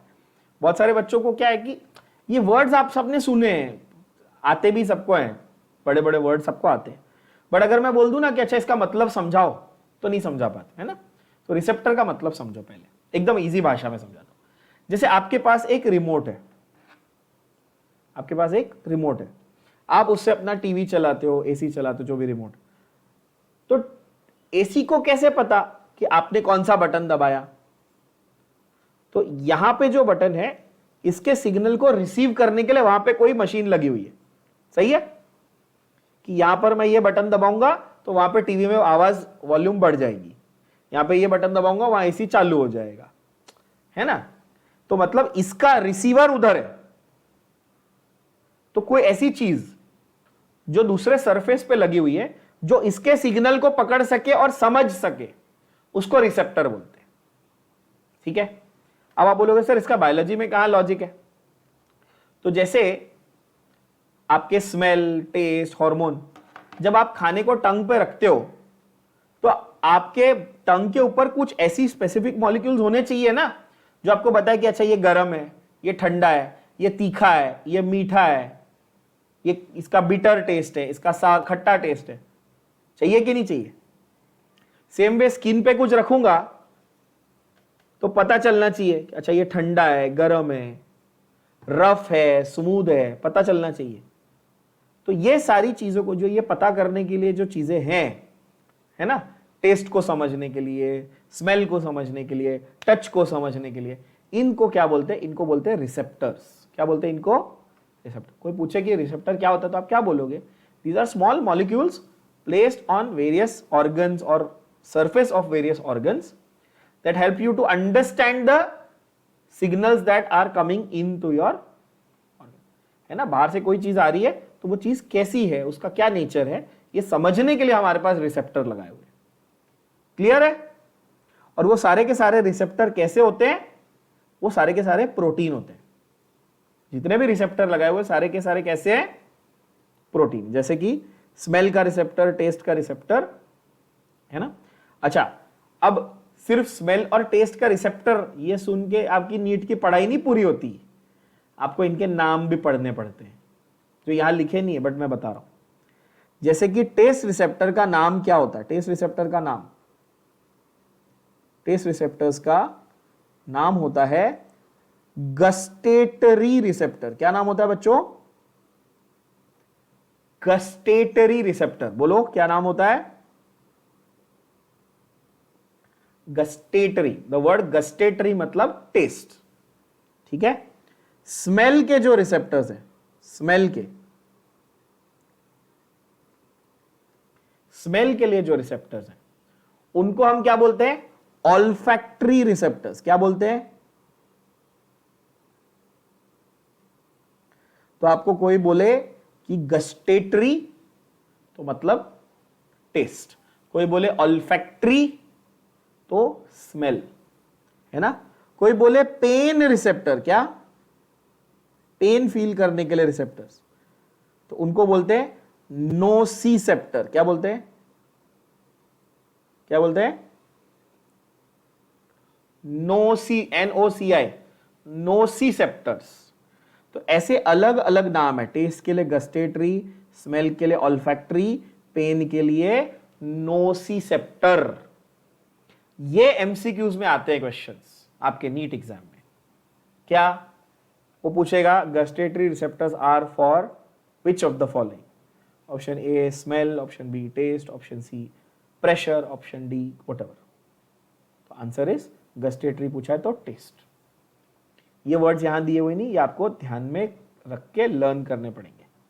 क्या ये बात समझ में आ रही है। आई होप रियलाइज हो रहा है कि नीट की पढ़ाई हलवा नहीं है।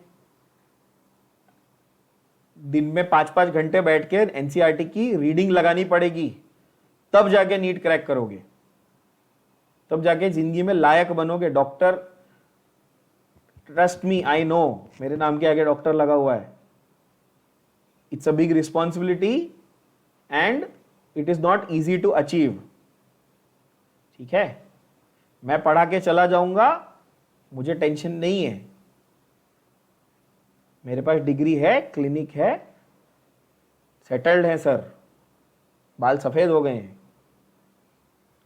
तुम लोगों को समझने की जरूरत है कि तुम बहुत लाइटली ले रहे हो, तो पढ़ाई करो।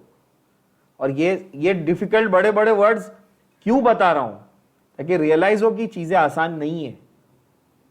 ठीक है, मैं चाहूं तो ऊपर ऊपर से बता दूं इजी चीजें, हाँ ठीक है मार्क कर लो चलो जाओ, नहीं डिफिकल्ट है। अभी भी बोल रहा हूं, रियलाइज करो, संभल जाओ, पढ़ लो, भला तुम्हारा है मेरा नहीं है।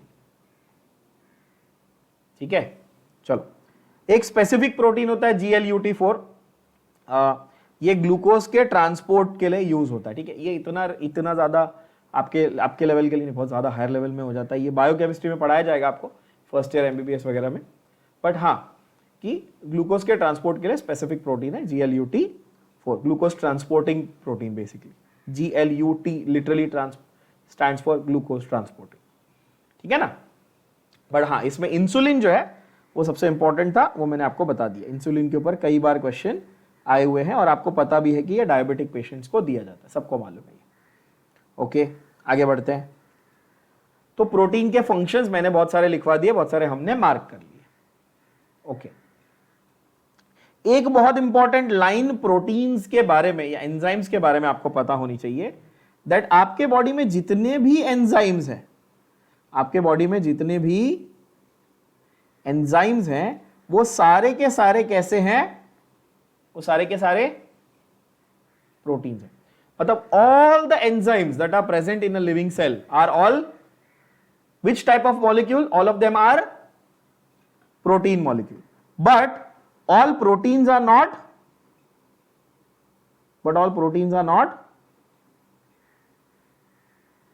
enzyme. क्या हर प्रोटीन एंजाइम बनने वाला है? नहीं, कुछ प्रोटीन हार्मोन बनेंगे, कुछ प्रोटीन रिसेप्टर बन जाएंगे, कुछ प्रोटीन एंटीबॉडी बन जाएंगे, है ना।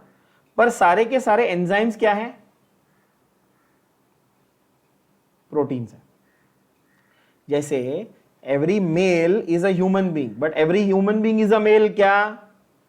नहीं ना। Every apple is a fruit, but every fruit is an apple क्या? नहीं। So all apples are fruits but all fruits are not apples, right. वैसे ही all enzymes are proteins but all proteins are not enzymes. दिमाग में गया? आपकी generation एक unique generation है बच्चों, आप लोगों को ये सारी चीजें फटाफट याद हो जाती है, which is a good thing, अच्छी चीज। आपको ये सब सेंटेंसेस फटाफट याद होते हैं। All enzymes are proteins but all proteins are not enzymes, क्योंकि एप्पल का एग्जांपल दिया ना, क्लियर हो गया होगा। हाँ ये बहुत इंपॉर्टेंट लाइन है, ये ध्यान में रख लेना। ओके तो ये हुआ सारा आपका प्रोटीन का पूरा हमारा फंडा। Collagen is the most abundant protein in the animal world, NEET का one of the most important direct MCQ question. Animals में सबसे इंपॉर्टेंट नहीं, सबसे अबंडेंट, सबसे ज्यादा क्वांटिटी में पाया जाने वाला प्रोटीन कौन सा है एनिमल्स में? एनिमल्स में सबसे ज्यादा क्वांटिटी में पाया जाने वाला प्रोटीन कौन सा है बच्चों? कोलेजन है। और राइब्यूलोज बिसफॉस्फेट कार्बोक्सिलेज ऑक्सीजनेज, नाम बड़ा है, टेंशन मत लो। आई नो नाम बड़ा कॉम्प्लिकेटेड है, कुछ बच्चे सिर्फ नाम सुन के ही डर गए होंगे। क्या? फिर से नाम सुनो। रूबिस्को ये एंजाइम है ना। इसको हम लोग डिटेल में पढ़ने वाले हैं। अभी आपको नाम अगर याद करने में डिफिकल्टी हो रही, चिंता मत करो, हम लोग इसको फोटोसिंथेसिस चैप्टर में बहुत डिटेल में करेंगे, तब आपको ये इजी लगने लगेगा, है ना। Rubisco is the most abundant protein in the whole biosphere. Whole biosphere मतलब पूरी दुनिया में सारे लिविंग ऑर्गेनिजम्स में, एनिमल हो या प्लांट हो। देखो रूबिस्को प्लांट्स में तो सबसे ज्यादा ही है, क्योंकि मैंने बोल दिया अभी फोटोसिंथेसिस वगैरह में हमारा यूज होगा, है ना। फोटोसिंथेसिस रेस्पिरेशन में प्लांट्स में यूज होगा। एनिमल वर्ल्ड में कोलेजन सबसे क्या बोलते हैं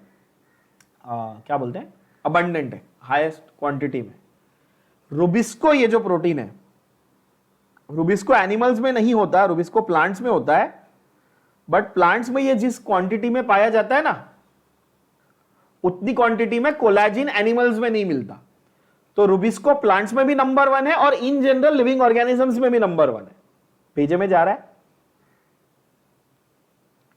अगर वो आपसे ये पूछता है which is the most abundant protein in the living world, तो आंसर है रूबिस्को। बोलो हाँ या ना।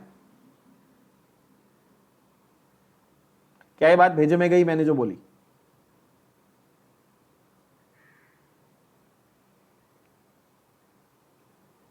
ये वाले को एक ऐसा अलग बॉक्स कर लो, है ना। ये पूरा ये 3 line one of the most important lines है।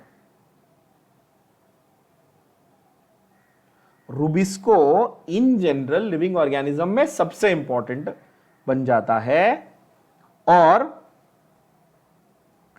कोलेजिन स्पेसिफिकली एनिमल किंगडम में। ठीक है ना। एक तो पहली बात ये, रूबिस्को का फुल फॉर्म क्या है? रूबिस्को का रू आता है राइब्यूलोज से, बाय आता है बिसफॉस्फेट से, बाइफॉस्फेट नहीं है, बिसफॉस्फेट है, ध्यान से देखना। CO आता है कार्बोक्सिलेज और ऑक्सीजनेज से, रूबिस्को। ठीक है। That is the most abundant protein in the whole of the biosphere. Biosphere मतलब पूरे दुनिया। फंडा ये है कि रूबिस्को एक ऐसा एंजाइम नहीं बोल सकते, बेसिकली एक प्रोटीन है, एक एंजाइम ही है लगभग, आप बोल सकते हो मेटाबॉलिक रिएक्शन में काम आने वाला है।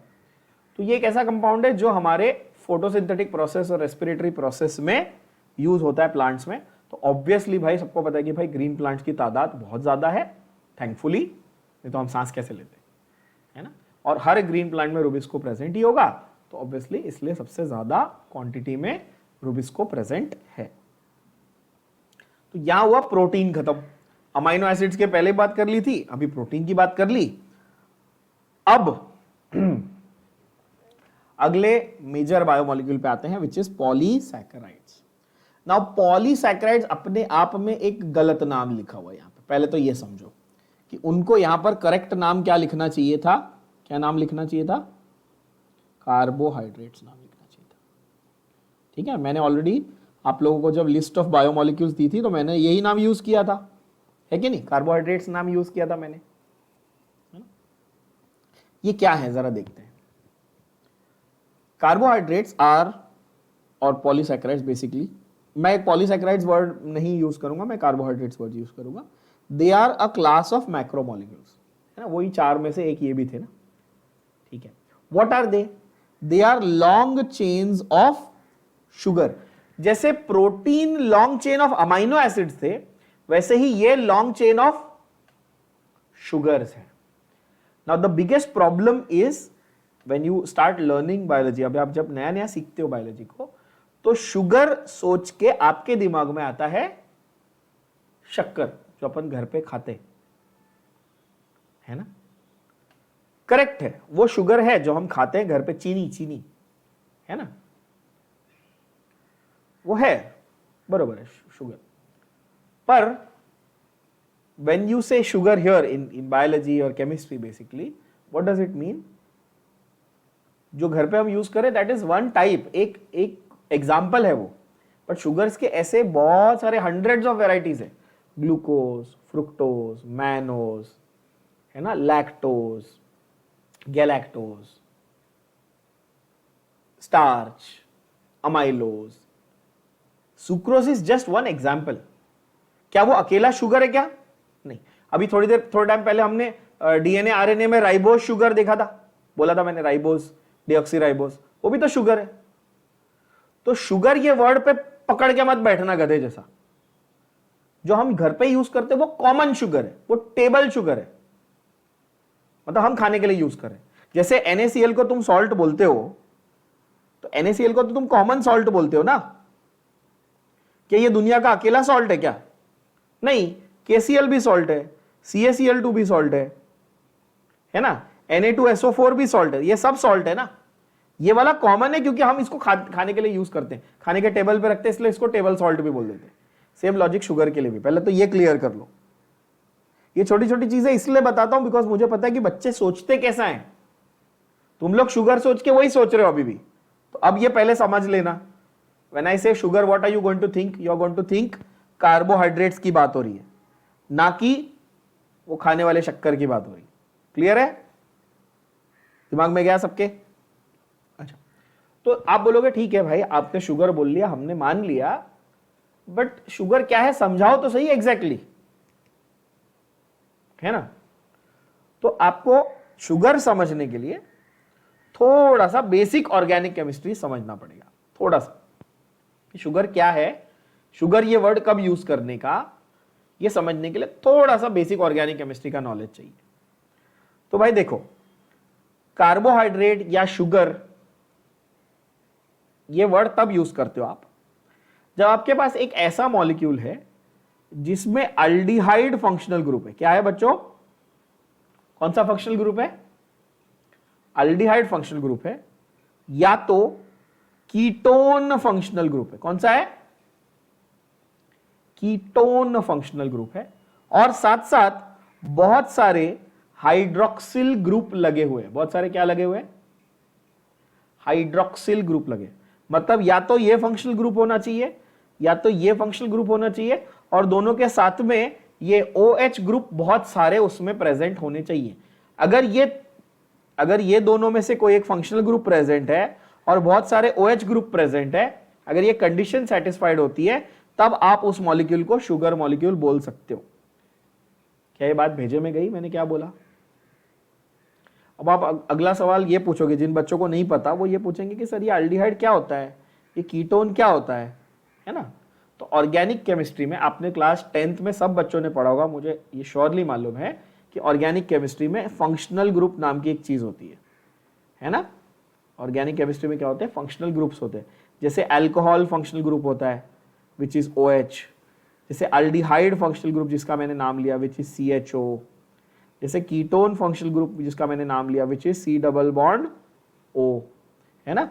तो अगर ये वाला ग्रुप या ये वाला ग्रुप प्रेजेंट है along with either this plus this और this plus this, ऐसे बहुत सारे प्रेजेंट है, तब हम लोग शुगर उस मॉलिक्यूल को बोलेंगे। पहले इतना बात समझ में आया सबको मैंने क्या बोला? अब दूसरा सवाल ये आएगा दिमाग में कि every molecule that has an aldehyde or a ketone and has a lot of hydroxyl groups, all of them are called sugar। क्या ऐसा ट्रू है? हाँ, all of them are called sugar, but some of them are not sweet in taste। कुछ ऐसे हैं जो test में sweet नहीं है, तो उनके लिए हम लोग सिर्फ कार्बोहाइड्रेट ये वर्ड यूज करेंगे, शुगर ये वर्ड यूज नहीं करेंगे। एक एग्जांपल लेते हैं, आपके दिमाग में ये फॉर्मूला सबके क्लियर होगा, इसमें किसी को कोई डाउट नहीं होगा। C6H12O6 ये किसका फॉर्मूला है बच्चों? ये ग्लूकोज का फॉर्मूला है। अग्रीड? ये क्या है? ग्लूकोज का फॉर्मूला है। ग्लूकोज को क्या आप शुगर बोलते हो? क्या आप ग्लूकोज को शुगर बोलते हो? पहली बात तो ये समझो, कैन यू कॉल ग्लूकोज और can you say that glucose is a sugar? बोलो यस और no. Would you say that glucose is a sugar? Answer is yes. And what are the conditions I just told you? Glucose को sugar बुलाने के लिए क्या condition होनी चाहिए? कि भाई उसके पास अल्डिहाइड ग्रुप होना चाहिए, उसके पास बहुत सारे OH ग्रुप होने चाहिए, है ना, और वो एक ऑर्गेनिक कंपाउंड होना चाहिए। तो पहली बात तो ग्लूकोज ऑर्गेनिक कंपाउंड है, बोलो यस और नो। है? ठीक है। अब ग्लूकोज का स्ट्रक्चर देखो, आपको ये कन्विंसिंगली समझ में आ जाएगा कि ग्लूकोज को मैंने शुगर क्यों बोला। ग्लूकोज को मैंने शुगर क्यों बोला?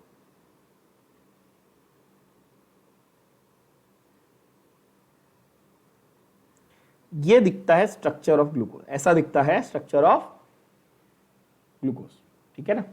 जिनको ये स्ट्रक्चर बहुत कॉम्प्लेक्स लग रहा है चिंता मत करो, ये मैं आपको 12th के जो केमिस्ट्री का चैप्टर है ना बायोमॉलिक्यूल्स, उसमें ये स्ट्रक्चर कैसे बनाना है, कैसे बना, ये बहुत इजीली समझा दूंगा, उसकी टेंशन मत लो। पहले ये सिर्फ देख लो कि क्या यहां पर मेरी वो कंडीशन सेटिस्फाई हुई क्या जो मैंने बोली थी, हुई कि नहीं हुई? कंडीशन सेटिस्फाई हुई? देखो, क्या अल्डिहाइड फंक्शनल ग्रुप है इसमें? हाँ। क्या बहुत सारे OH है? हाँ। क्या ये ऑर्गेनिक कंपाउंड है? हाँ। तो क्या मैं इसको शुगर बुला सकता हूं? हाँ। क्लियर? कोई कंफ्यूजन नहीं, कोई टेंशन नहीं, ग्लूकोज को शुगर बुला सकते हैं, ये बात कंफर्म हो गई, है ना। अब बोलोगे ठीक है, सही, हम ग्लूकोज को शुगर बुला सकते हैं। तो अब जरा समझते हैं कि कार्बोहाइड्रेट्स या शुगर्स एक्चुअली कैसे दिखते हैं, इनका क्या काम है, उनकी क्या प्रॉपर्टीज है। जरा कंपैरिजन करके समझते हैं। मैंने कहा था कि प्रोटीन एक बायोमोलिक्यूल है जिसमें अमाइनो एसिड लगते हैं, और मैंने आपको उसका स्ट्रक्चर कुछ इस तरह से दिखाया था कि ये प्रोटीन है, ये उसमें अमाइनो एसिड्स लगे हुए हैं, और दो अमाइनो एसिड्स के बीच में कौन सा बॉन्ड था बच्चों? पेप्टाइड बॉन्ड था, है ना? ऐसे समझो, ये मैंने पेप्टाइड बॉन्ड बना दिया, ठीक है। ठीक उसी तरह अब कार्बोहाइड्रेट्स को समझना जरा। कार्बोहाइड्रेट्स और जिसको हम लोग शुगर्स बोलते हैं, ठीक है, इसमें भी ग्लूकोज जैसे यानी कि सिंपल शुगर के बहुत सारे मॉलिक्यूल्स लगे होंगे। क्या लगे होंगे? ग्लूकोज जैसे सिंपल शुगर के बहुत सारे मॉलिक्यूल्स साथ में लगे हुए हैं, और इनके बीच में भी बॉन्ड है। यहां पर इस बॉन्ड का नाम था पेप्टाइड बॉन्ड, यहां पर कार्बोहाइड्रेट्स में इस बॉन्ड का नाम है ग्लाइकोसाइडिक बॉन्ड। क्या नाम है बच्चों? रिपीट करो सब लोग, क्या नाम है?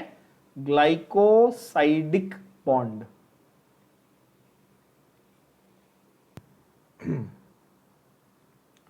तो यहां पर हमारे पास ग्लाइकोसाइडिक बॉन्ड है, जैसे वहां पेप्टाइड बॉन्ड था, यहां ग्लाइकोसाइडिक बॉन्ड है। Again what you need to understand is, ये जो हर एक मॉलिक्यूल जिसको मैं शुगर वर्ड यूज कर रहा हूं, ये बेसिकली क्या रिप्रेजेंट कर रहा है? ये वही जो एक ऐसा ऑर्गेनिक मॉलिक्यूल या एक कंपाउंड जिसमें अल्डिहाइड या कीटोन ग्रुप है और जिसमें बहुत सारे OH ग्रुप लगे हुए हैं, तो उसको मैं शुगर बोल रहा हूं। और ऐसे शुगर के छोटे छोटे मॉलिक्यूल्स को साथ में रखा और बीच में ग्लाइकोसाइडिक बॉन्ड बना दिया, तो उस स्ट्रक्चर को आप क्या बोलोगे? उसको आप कार्बोहाइड्रेट बोलोगे, ठीक है। यहां तक तो क्लियर है सबको? अच्छा, अब ये जो स्ट्रक्चर मैंने यहां सामने ड्रॉ किया आपके लिए स्क्रीन पे, ये देख के क्या आप ये बात बोल सकते हो कि सर जैसे प्रोटीन को हम लोग पॉलीमर मानते थे, प्रोटीन को हम लोग क्या मानते थे? पॉलीमर यानी मैक्रोमोलिक्यूल, क्या हम कार्बोहाइड्रेट को भी एक तरह का पॉलीमर या मैक्रोमोलिक्यूल मान सकते हैं? क्या ये बात से आप एग्री करते हो? बोलो यस और नो। यस।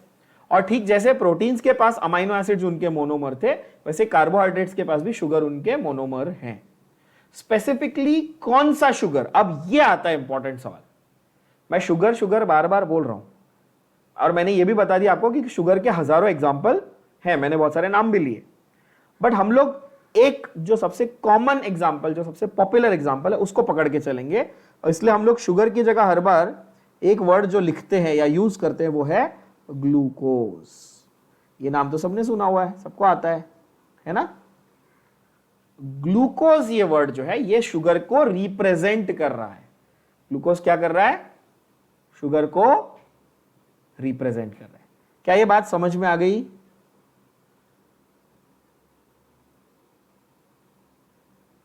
है ना? जिन गधे बच्चों को अभी तक नहीं समझा उनके लिए और सिंप्लीफाई कर देता हूं। जैसे तुम्हारे दिमाग में टूथपेस्ट का मतलब क्या है?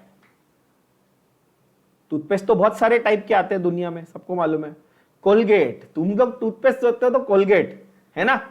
वैसे ही जब शुगर सोचो तो तुरंत क्या दिमाग में आना चाहिए? ग्लूकोज। हाँ, ये सही है, ये क्लियर हो गया अभी एकदम, है ना? भले तुम क्लोजअप करो या पतंजलि करो या पेप्सोडेंट करो, दिमाग में तो कोलगेट है ना? तो तुम खाने के लिए भले सुक्रोज यूज करो, बट शुगर सुनो जब बायोलॉजी में, केमिस्ट्री में, तो शुगर सुनते डिफॉल्ट क्या आना चाहिए? ग्लूकोज आना चाहिए, है ना? डिफॉल्ट। वेरी गुड, क्लियर हो गया, बढ़िया। अब जरा इसके आगे बात करते हैं कि carbohydrates are macromolecules, they are long chains of sugars, ठीक है, कंटेनिंग डिफरेंट मोनोसैकेराइड्स। अब ये नया वर्ड डाला उन्होंने, मोनोसैकेराइड। तो भाई मैंने क्या बोला कि कार्बोहाइड्रेट को हम लोगों ने दूसरा नाम पॉलीसैकेराइड दिया था। तो भाई बहुत सारे मोनो, मोनो मतलब सिंगल, पॉली मतलब many, mono mono mono mono बहुत सारे मिलाएंगे तो क्या बनेगा? Poly. And the word saccharide literally comes from the word sugar और शक्कर और साकर, the German word saccharon, that's a German origin word. But हम लोग तो मराठी में भी वही बोलते हैं, हिंदी में भी वही बोलते हैं, है ना? हम तो वही शक्कर और साकर और वही तो बोल रहे हैं, तो नया क्या है? हमको तो आता है ये। सैकेराइड कोई बोलेगा तो हम तुरंत सीख समझ जाएंगे कि ये शुगर की बात कर रहे हैं। क्या ये बात समझ में आ रही है बच्चों?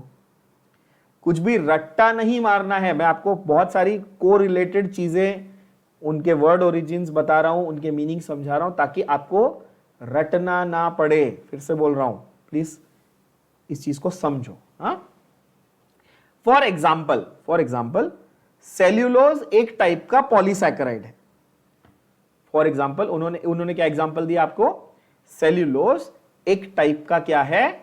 पॉलीसैकेराइड है, consisting of the monosaccharide glucose. मैंने क्या बोला? मोनोसैकेराइड वर्ड तो जनरल है, बट आप कौन सा एग्जाम्पल पकड़ के चलेंगे?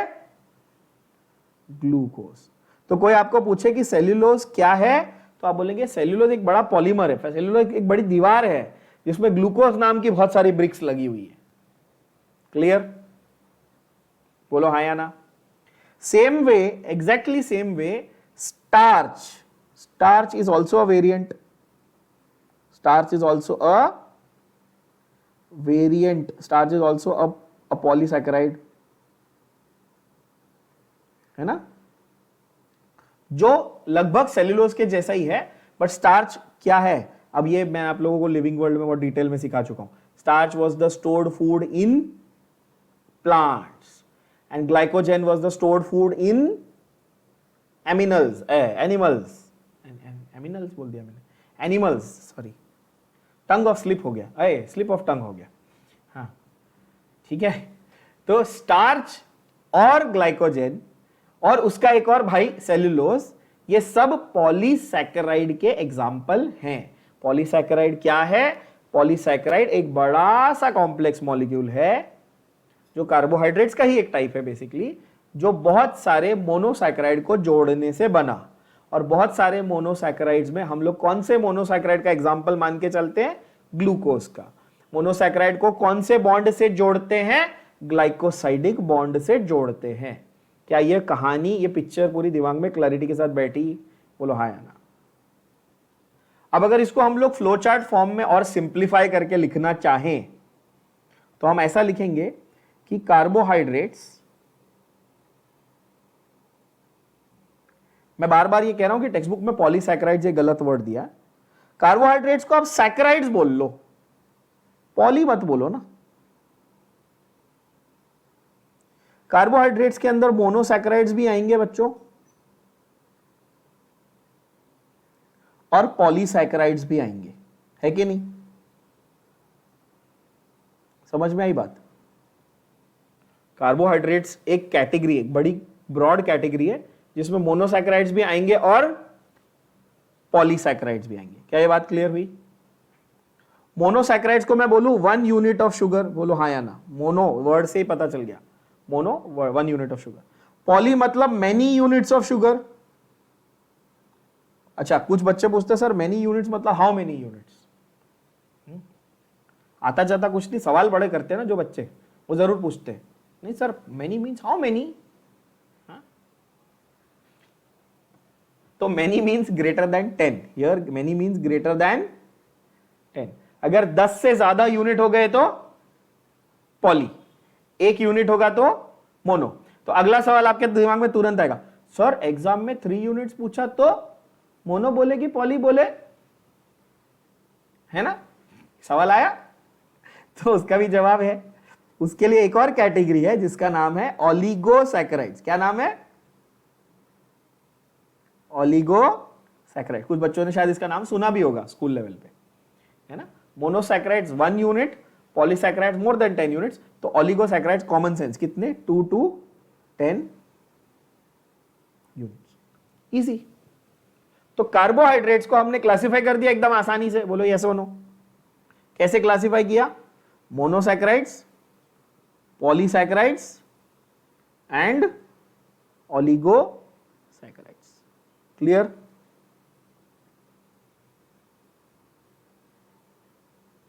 ऐसा कर लेते हैं,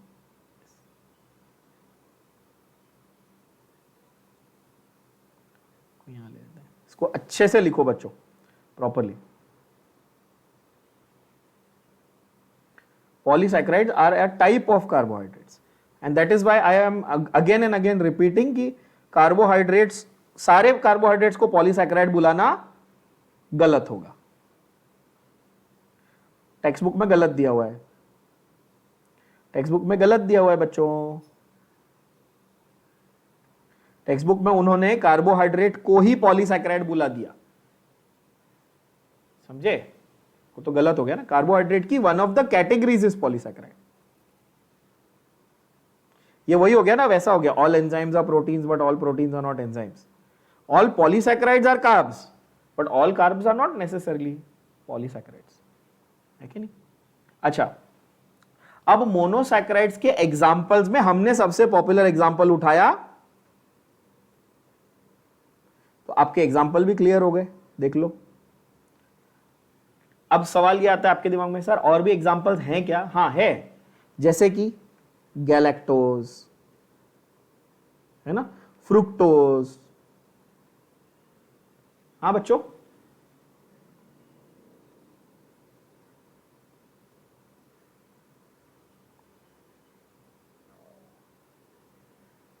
है ना? ये इसको एग्जांपल को मैं अच्छे से मार्क कर देता हूं, ठीक है। ऑलिगोसैकेराइड्स में जैसा मैंने बताया 2 से लेकर 10 यूनिट तक हो सकते हैं। इसके भी बहुत सारे एग्जांपल्स हैं, शायद आपने नाम सुने हो, नहीं सुने होंगे तो आगे पढ़ाऊंगा, टेंशन मत लेना। जैसे कि लैक्टोज, है ना, मिल्क में होता है, मिल्क शुगर लैक्टोज होता है। सुक्रोज जो हम लोग खाने में यूज करते हैं ना, ये केन शुगर, जो टेबल शुगर, कॉमन शुगर जो मैं बोला, मैं बार बार ऐसे कर रहा हूं क्योंकि मेरे घर का किचन सामने, नहीं तो तुम सोचोगे सर कहाँ पॉइंट करें, किचन में सामने शक्कर की बोतल दिख रही है, इसलिए ऐसे बार बार ऐसे वो हाथ जाता है। हाँ? तो लैक्टोज हो गया, सुक्रोज हो गया, है ना, माल्टोज हो गया, ऐसे अलग अलग हैं। और पॉलीसैकेराइड के एग्जांपल भी देख लिया आपने। पॉलीसैकेराइड के 3 एग्जांपल थे, कौन से थे बच्चों? एक था सेल्यूलोज, जिससे प्लांट्स की सेल वॉल बनती है, वो तो तुम लोग एक्सपर्ट हो ही, तुमको पता ही है ना। दूसरा है स्टार्च, यानी कि जो प्लांट का स्टोर्ड फूड मटेरियल है, और तीसरा है ग्लाइकोजन। तो ये सबको मैं पॉलीसैकेराइड का एग्जांपल मान लेता हूं। आई थिंक अब काफी क्लैरिटी आ गई, अब टेंशन नहीं है किसी बच्चे को। जिन बच्चों को थोड़े एक्स्ट्रा एग्जांपल्स शौक है, सीखना है, तो इनके और एग्जांपल्स भी बता देता हूं। रैफिनोस भी होता है, स्टैकियोस भी होता है, ठीक है। लैक्टोज और सुक्रोज में 2 यूनिट्स होते हैं, रैफिनोज में 3 यूनिट्स होते हैं, स्टैकियोस में 4 यूनिट्स होते हैं, ये भी ध्यान में रख सकते हो।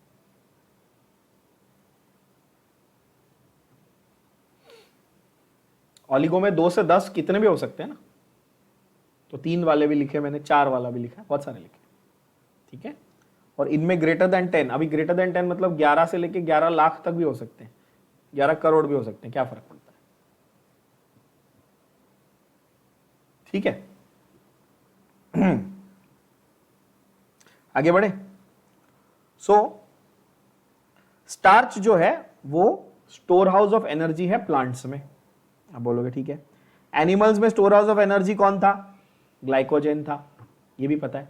अब अगली लाइन बहुत इंपॉर्टेंट है, क्योंकि जो गधे बच्चे हैं, मैं हर साल देखता हूं, हर बार बताने के बाद भी एक बच्चा तो ऐसा नमूना निकलता ही है जो इनुलिन को इंसुलिन बोलता है। क्या लिखा है यहां पे? इनुलिन। पहली बात, नाम क्या लिखा है? इनुलिन लिखा है। इसके पहले ही वाले पेज पे हम लोगों ने एक हार्मोन का नाम पढ़ा था, वो क्या था?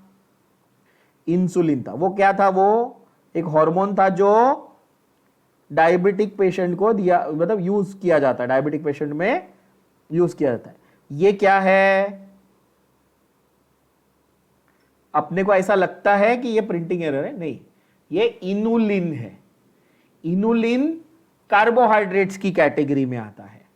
वो फ्रुक्टोज का एक पॉलीमर है। क्या फ्रुक्टोज कहां पढ़ा आपने? देखो, फ्रुक्टोज ये रहा। फ्रुक्टोज एक मोनोसैकेराइड है। जब बहुत सारे मोनोसैकेराइड को एक साथ लगाओगे तो पॉलीसैकेराइड बनता है ना। तो जब मैं बहुत सारे ग्लूकोज को एक साथ लगाता हूं तो सेल्यूलोज भी बन सकता था, स्टार्च भी बन सकता था, ग्लाइकोजन भी बन सकता था, ये देखा था हमने। ठीक उसी तरह जब मैं बहुत सारे फ्रुक्टोज को एक साथ लगाता हूं तो क्या बनता है बच्चा पार्टी? क्या बनता है? इनुलिन बनता है। क्या इसमें कोई सवाल, कोई कंफ्यूजन? तो अगर मैं आपको ऐसे क्वेश्चन पूछूं कि what represents inulin just like glucose represents cellulose, तो आंसर क्या बोलेंगे आप?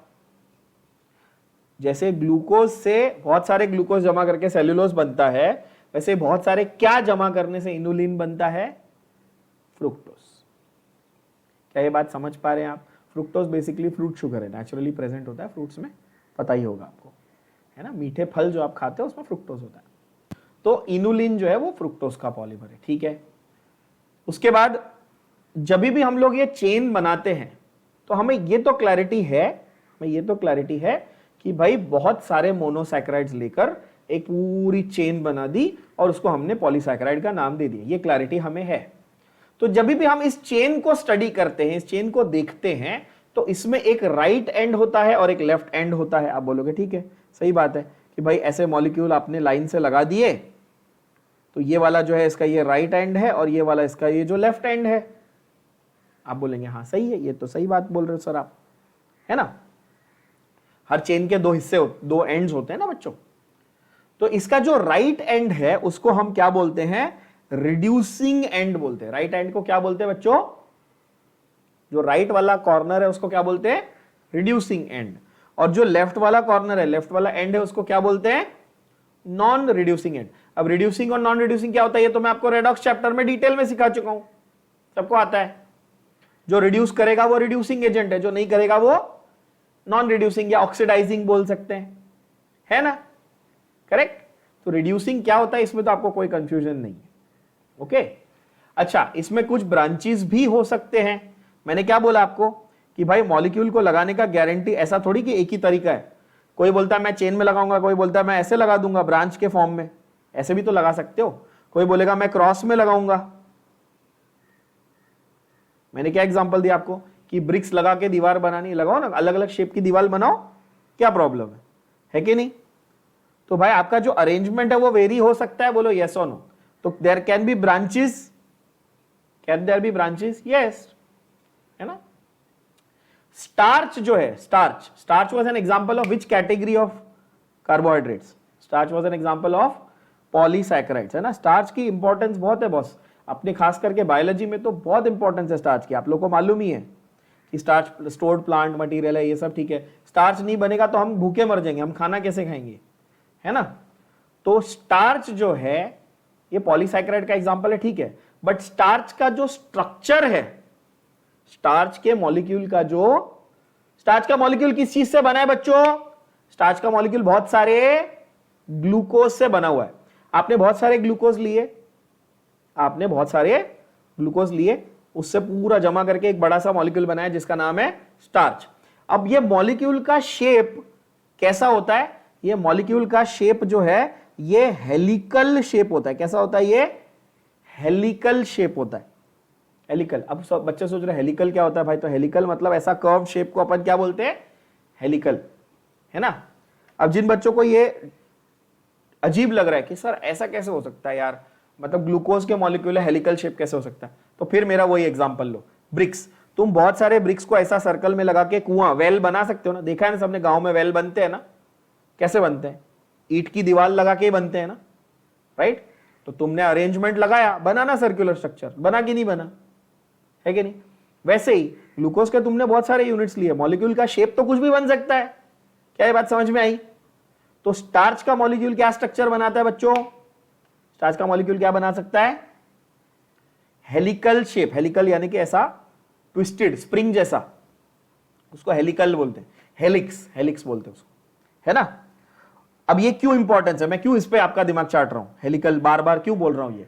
क्यों? क्योंकि स्टार्च का molecule because of its helical structure वो आयोडीन के मॉलिक्यूल, आयोडीन पता है आपको, हैलोजेंस में आता है, मैंने पढ़ाया पीरियोडिक टेबल में।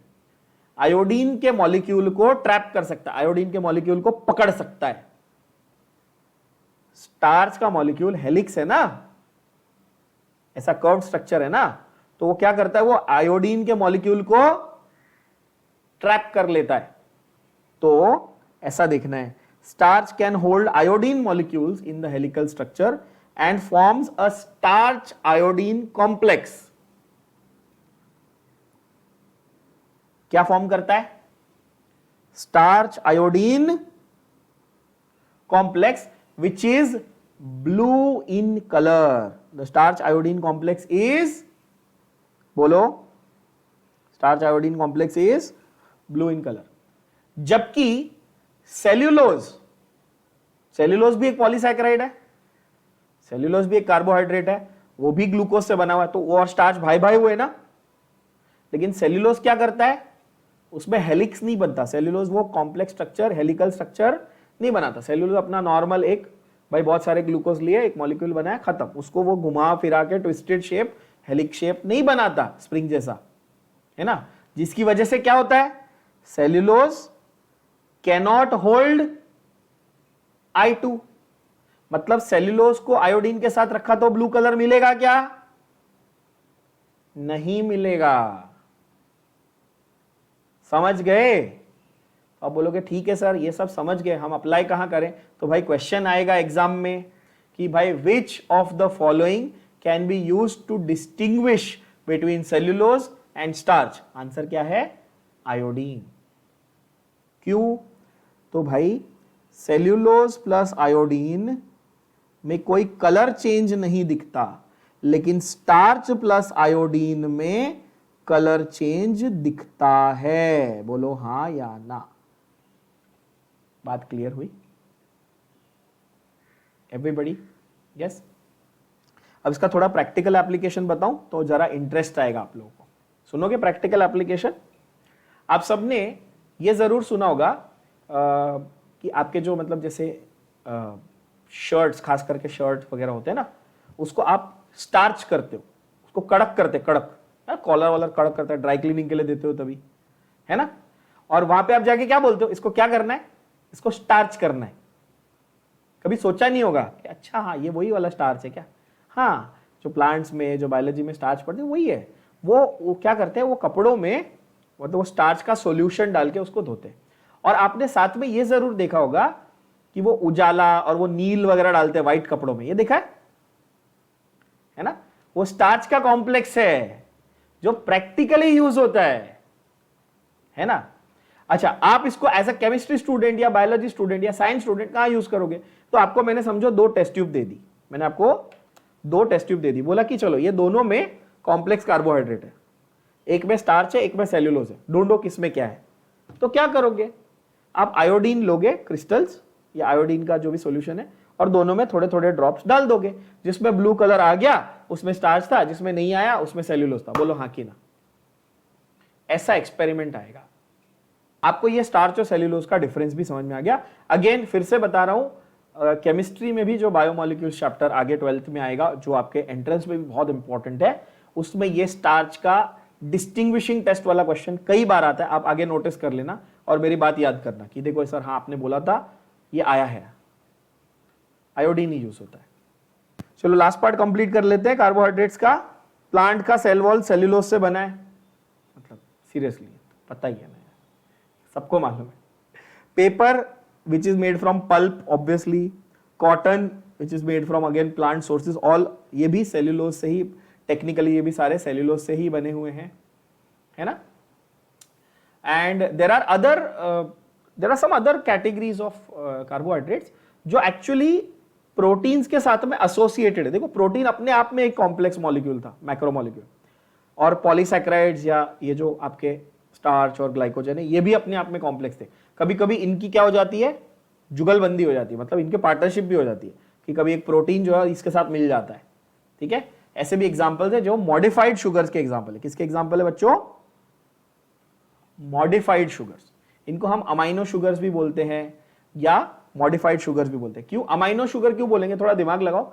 अमाइनो एसिड आ गया शुगर के अंदर, है कि नहीं, है ना। मैं तो वही मैंने एग्जांपल दिया ना कि मेरी ब्रिक की दीवार में टाइल घुसा दी या वुड थोड़ा लकड़ा डाल दिया, कुछ भी, दीवार तो किसी भी चीज की बन सकती है ना। बच्चे बोले सर आप कारपेंटर हो, कड़िया हो, क्या दीवार से ऑब्सेशन ही आपको। ठीक है। तो glucosamine, N acetyl, N acetyl galactosamine, ये मैंने नाम सिमिलर ऐसा कुछ बताया हुआ है बायोलॉजी में स्टार्टिंग के चैप्टर्स में। NAM और NAG याद करो,